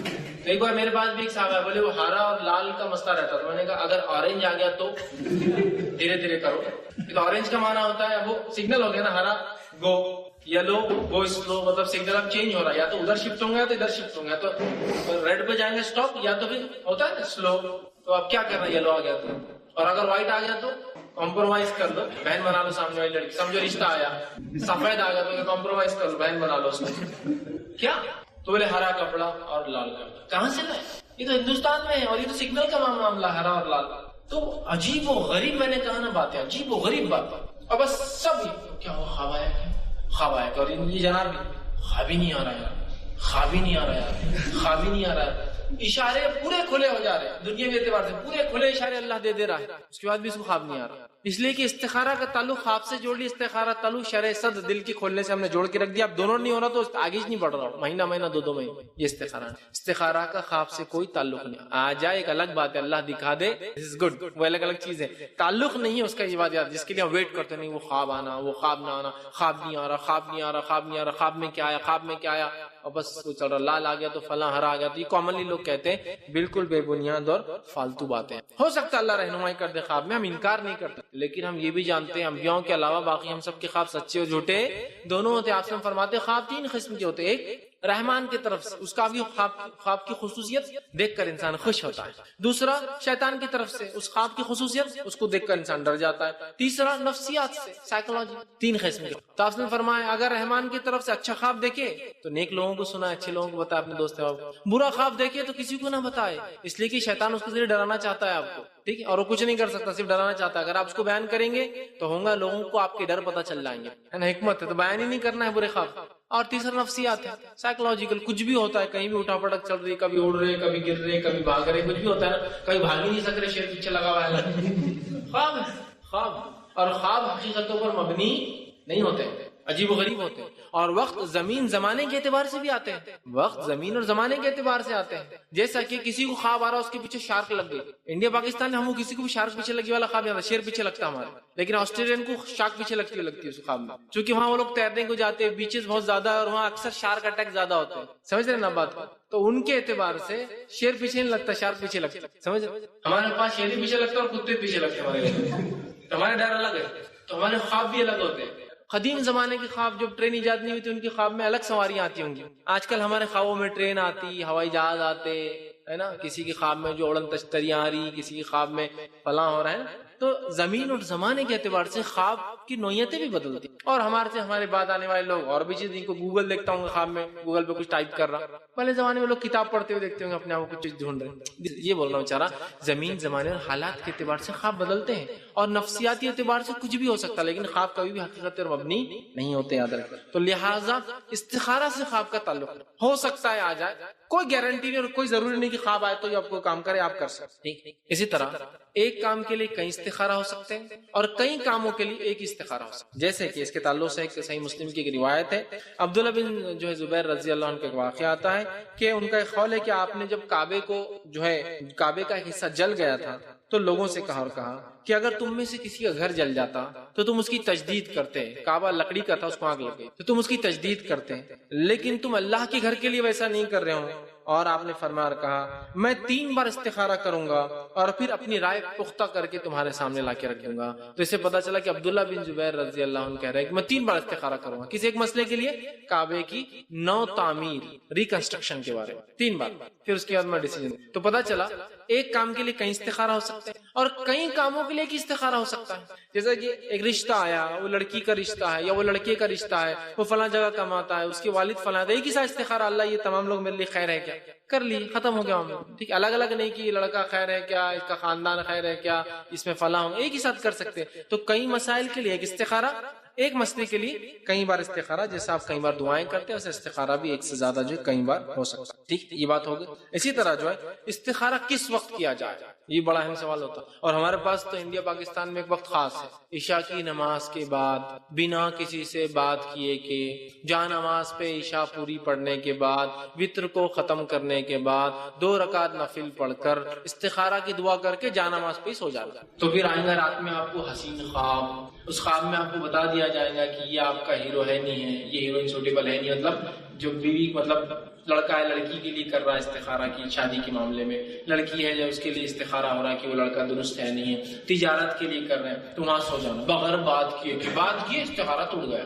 تو بیچارہ وہاں استخارہ کر رہا اور بیچ میں کو آ کے بچہ ہے اور امی فلاں چیز تو استخارہ کر رہا نا امی کا, بیچارہ شوہر پریشان رہا تو بچوں کو سنبھال رہے تو بیوی نے استخارہ کی بھی نا رات میں, اب سنبھال نہیں سکتی بچوں کو.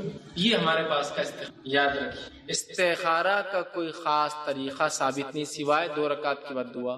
کوئی خاص وقت ثابت, کوئی خاص وقت ثابت نہیں. کبھی بھی جب آپ کو لگے 2 رکعت نفل پڑھیے, دعا استخارہ پڑھ لیجیے. کوئی خاص رات, کوئی خاص دن, کوئی عشاء کے بعد, کوئی فجر کے بعد, کوئی تہجد کے بعد, کچھ نہیں. ہاں, دعا کی قبولیت کے جو اوقات ہوتے ہیں ان اوقات میں میں کہوں گا مستحب ہے, پسندیدہ ہوں گا. کیوں؟ اس لیے کہ استخارہ بھی ایک دعا ہے, تو دعا قبولیت کے وقت میں کرنا زیادہ بیٹر ہے. استخارہ چونکہ ایک دعا ہے تو دعا قبولیت کے وقت میں کرنا بیٹر ہے, لیکن یہ کبھی بھی کیا جا سکتا ہے. دعا کب کب قبول ہوتی ہے, اللہ کب کب جلدی قبول کرتا ہے. ویسے دعا ہر دعا اللہ قبول کرتا ہے, لیکن کچھ وقت ایسے جہاں اللہ پسند کرتا ہے. اس میں سب سے پہلا رات کا تیسرا پہر, سہ پہر, 3rd part of the night, جس کو ہم بولتے ہیں یہ سحر کا وقت جو ہوتا ہے, سب سے افضل وقت ہے استخارے کا. کیوں؟ اس لیے کہ وہ سب سے افضل وقت ہے دعا کی قبولیت کا. اس لیے کہہ رہا ہوں, تو آپ بولیں گے اب تم نے کہاں سے لایا, اس کی دلیل کوئی دلیل نہیں ہے. چونکہ استخارہ ایک دعا ہے, لہٰذا دعا جب قبول ہوتی ہے ان اوقات میں سو کرنا میں کہہ رہا ہوں بہتر ہوں گا, اچھا ہوں گا.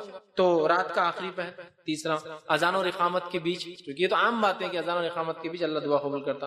جمعے کے دن ایک خاص گھڑی ہوتی ہے, وہاں اس ٹائم بھی کر سکتے. اسی طرح بارش ہوتے وقت, کیونکہ حدیث میں بارش جب ہوتی ہے اللہ کی رحمت برستی ہے, اس وقت انسان دعا کر سکتا ہے. استخارہ بھی ایک دعا ہے. اسی طرح جو ہے روزے کی حالت میں, اسی طرح سفر کی حالت میں, اسی طرح عرفے کے دن 9 ذی الحجہ, اسی طرح جو شب قدر اس میں بھی قبول کرتا ہے نا. اور بھی کئی گھڑیاں ہیں, میں نے بس ایک گنے چنے نام کے لیے تاکہ آپ کے سامنے. تو استخارہ کبھی بھی کیا جا سکتا ہے, لیکن جن اوقات میں دعا قبول ہوتی ہے استخارہ چونکہ ایک دعا, ان اوقات میں اس کو کیا جا سکتا ہے. اب استخارہ کے ممنوع اوقات کیا ہے, کب نہیں کرنا چاہیے, اس کے کوئی ممنوع اوقات نہیں. نہیں ظہر کے بعد نہیں کرنا, ظہر کے بعد اپن بہت بزی رہتے بزنس میں نا, دماغ الگ جگہ لگا تو استخارہ کوئی ممنوع اوقات نہیں. آپ جب چاہیں جو بیٹر ہے, ظہر کے بعد, اثر کے بعد, مغرب کے بعد, عشاء کے بعد, جب آپ کو لگے آپ کر لیجیے. اسی طرح جو کام کرنے سے کتنے پہلے استخارہ کرنا, پرائر کتنے دن پہلے کتنا, دیکھیے ہونا تو یہ چاہیے کام کی شروعات سے پہلے استخارہ کرے. پھر بھی اگر بھول گئے, جیسا مثال کے طور پہ رشتہ آ گیا, بات چیت شروع ہو گئی, اب یاد آ رہے استخارہ نہیں کر. بزنس کے لیے قدم بڑھا دیے, پھر یاد آ گئے استخارہ نہیں کی, تو آپ فوراً تبھی کر. یہ بھی ہو سکتا. ہونا تو یہ چاہیے, آئیڈیل کیا ہے, پسندیدہ ہے کام کے شروعات سے, لیکن کبھی ہوتا ہے آدمی کو لگتا ہے بہت اچھی چیز ہے, اب لے لوں میں, ابھی ایڈوانس پیمنٹ کر دوں کچھ نہ کچھ, بعد میں آفر نہیں ہے نا, کر دیا, استخارہ نہیں, کوئی مسئلہ. استخارہ بعد میں کر لیجیے, لیکن اب ایڈوانس پیمنٹ چیز تو لینا ہی ہے, اس لیے میں نے پہلے کلیئر کر دیا. پکا عزم کرنے کے بعد بھی استخارہ ہو سکتا ہے اسی چیز کے لیے. آفر ایسا تھا کہ باہر ملنے والا نہیں, کیچنگ تھا, استخارہ کرنے کا وقت نہیں ملا تھا, بعد میں استخارہ کر لیا, اللہ جو بھی میں نے کر دیا ہے اس میں خیر کر دے, تو یہ استخارہ کمانا ہونا. خیر کوئی نما اس میں طلب کرے, اور اللہ تعالیٰ کے لیے کیا ناممکن ہے کہ وہ کسی چیز کو کر دے, ہمارے لیے کسی چیز کا فیصلہ بدل دے, بالکل کر سکتے. سمجھ رہا, آئیڈیل سچویشن کیا ہے, لیکن آئیڈیل پہلے کام سے, لیکن کام شروع کرنے کے بعد بھی یہ چیزیں بہرحال ہو سکتی ہے, ڈیپینڈ. اب کام کر لیا, استخارہ کیا ہی نہیں, کر لیا, تو یاد رکھیے اللہ سے خوب دعائیں خیر مانگے, اللہ سے خوب دعائیں خیر مانگے. استخارہ بھی ایک دعا ہے, لیکن ہمارے پاس دعا تو ایک ہتھیار ہے ہی, ہمیشہ مومن کا ہتھیار ہے. تو آپ خوب خیر کی دعا کریں, اللہ کام کر لیا, استخارہ نہیں کیا تھا جب, تو خیر کر دے, خوب دعا کرے خیر کی. اب استخارہ میں کون سی صورتیں پڑے, وہ 2 رکعت میں, ہمارے پاس بہت مسئلہ ہے. استخارہ کی نماز کا بھی طریقہ ہے خاص ہمارے پاس, حالانکہ حدیث میں فرض سے ہٹ کر 2 رکعت پڑھ لے, یہاں خاص طریقہ ہے. پہلی رکعت میں سورہ فاتحہ کے بعد 7 بار سورہ اخلاص پڑھنا, کوئی بڑا بڑا 11 بار سورہ اخلاص پڑھنا، کوئی بڑا 21 بار سورہ اخلاص پڑھنا، ایسا کوئی خاص طریقہ نہیں. 2 رکعت نفل جیسی پڑھتے ہیں سورہ فاتحہ کے بعد، جو ضمیر سورہ ملانا ہے ضمیر سورہ ملائیے اور نماز پڑھیے، سلام پھیریے اور دعا کریں. کوئی خاص صورتیں، کوئی خاص آیتیں اس کے لیے نبی اکرم صلی اللہ علیہ وسلم نے منتخب نہیں کی. لہٰذا میں اور آپ ایسا کر کے ایک نئی بدعت دین میں ایجاد نہ کریں. لوگ بہت خاص کرتے ہیں، ایک تو رات میں پڑھتے ہیں، عشاء کے بعد پڑھتے ہیں 11 خل، 21 خل، 7 خل، پتہ نہیں کیا کیا ہے. کوئی تو سووں میں چلے جاتے ہیں، رات رات بھر بس سب استخارہ ہی چل رہے ہیں. فرض نماز میں اتنا خوشی نہیں ہوتا، استخارہ میں خوش رہتا ہوں. اللہ کے فرائض سب سے اہم ہے، اس کے بعد اللہ نوافل. ٹھیک ہے، تو بہرحال استخارہ کی کوئی خاص صورتیں نہیں ہیں، آپ جو بھی ہے بہرحال صورت. اسی طرح جو ہے کیا خالی استخارہ کافی ہے؟ مطلب اس کی دعا کافی ہے؟ مطلب کہ مطلب جو ہے استخارہ ہم کر لے بغیر دعا کے؟ نہیں، دعا بھی کرنا، اس لیے کہ آپ نے فرمایا نماز پڑھ کے دعا کر. کیا خالی دعا پڑھ لی چلیں گے استخارہ کے؟ نہیں، نماز پڑھ کے دعا کی. نہ خالی نماز چلیں گی نہ خالی دعا، نماز پڑھ کر دعا کرنا یہی شرع استخارہ ہے. ٹھیک ہے، دونوں کرنا پڑے گا. اب استخارہ جو ہے کہ ایک دعا ہے، یاد رکھیے، اور وہی دعا ہمیں پڑھنا ہے، نئی دعا کو ایجاد نہیں کرنا ہے، یا ایجاد کردہ خود ساختہ بہت دعائیں چلتی مارکیٹ میں، وہ ہمیں نہیں کرنا ہے. جو صحیح اور ثابت شدہ دعا ہے صرف اور صرف وہی کرنا ہے. ٹھیک. اب استخارہ اور خسارہ، استخارے کے بعد لاس، اس کو کیسے وہ کریں گے؟ یار استخارہ کیا نقصان ہو گیا، کیا فائدہ ہوا استخارہ کر؟ کچھ بھی فائدہ نہیں ہوا، اتنا پنے کر استخارہ پھر بھی نقصان ہو گیا. استخارہ اور خسارہ، اس ریلیشن کو سمجھ لیجیے. استخارہ کرنے کے بعد بھی لاس ہو سکتا ہے، نقصان ہو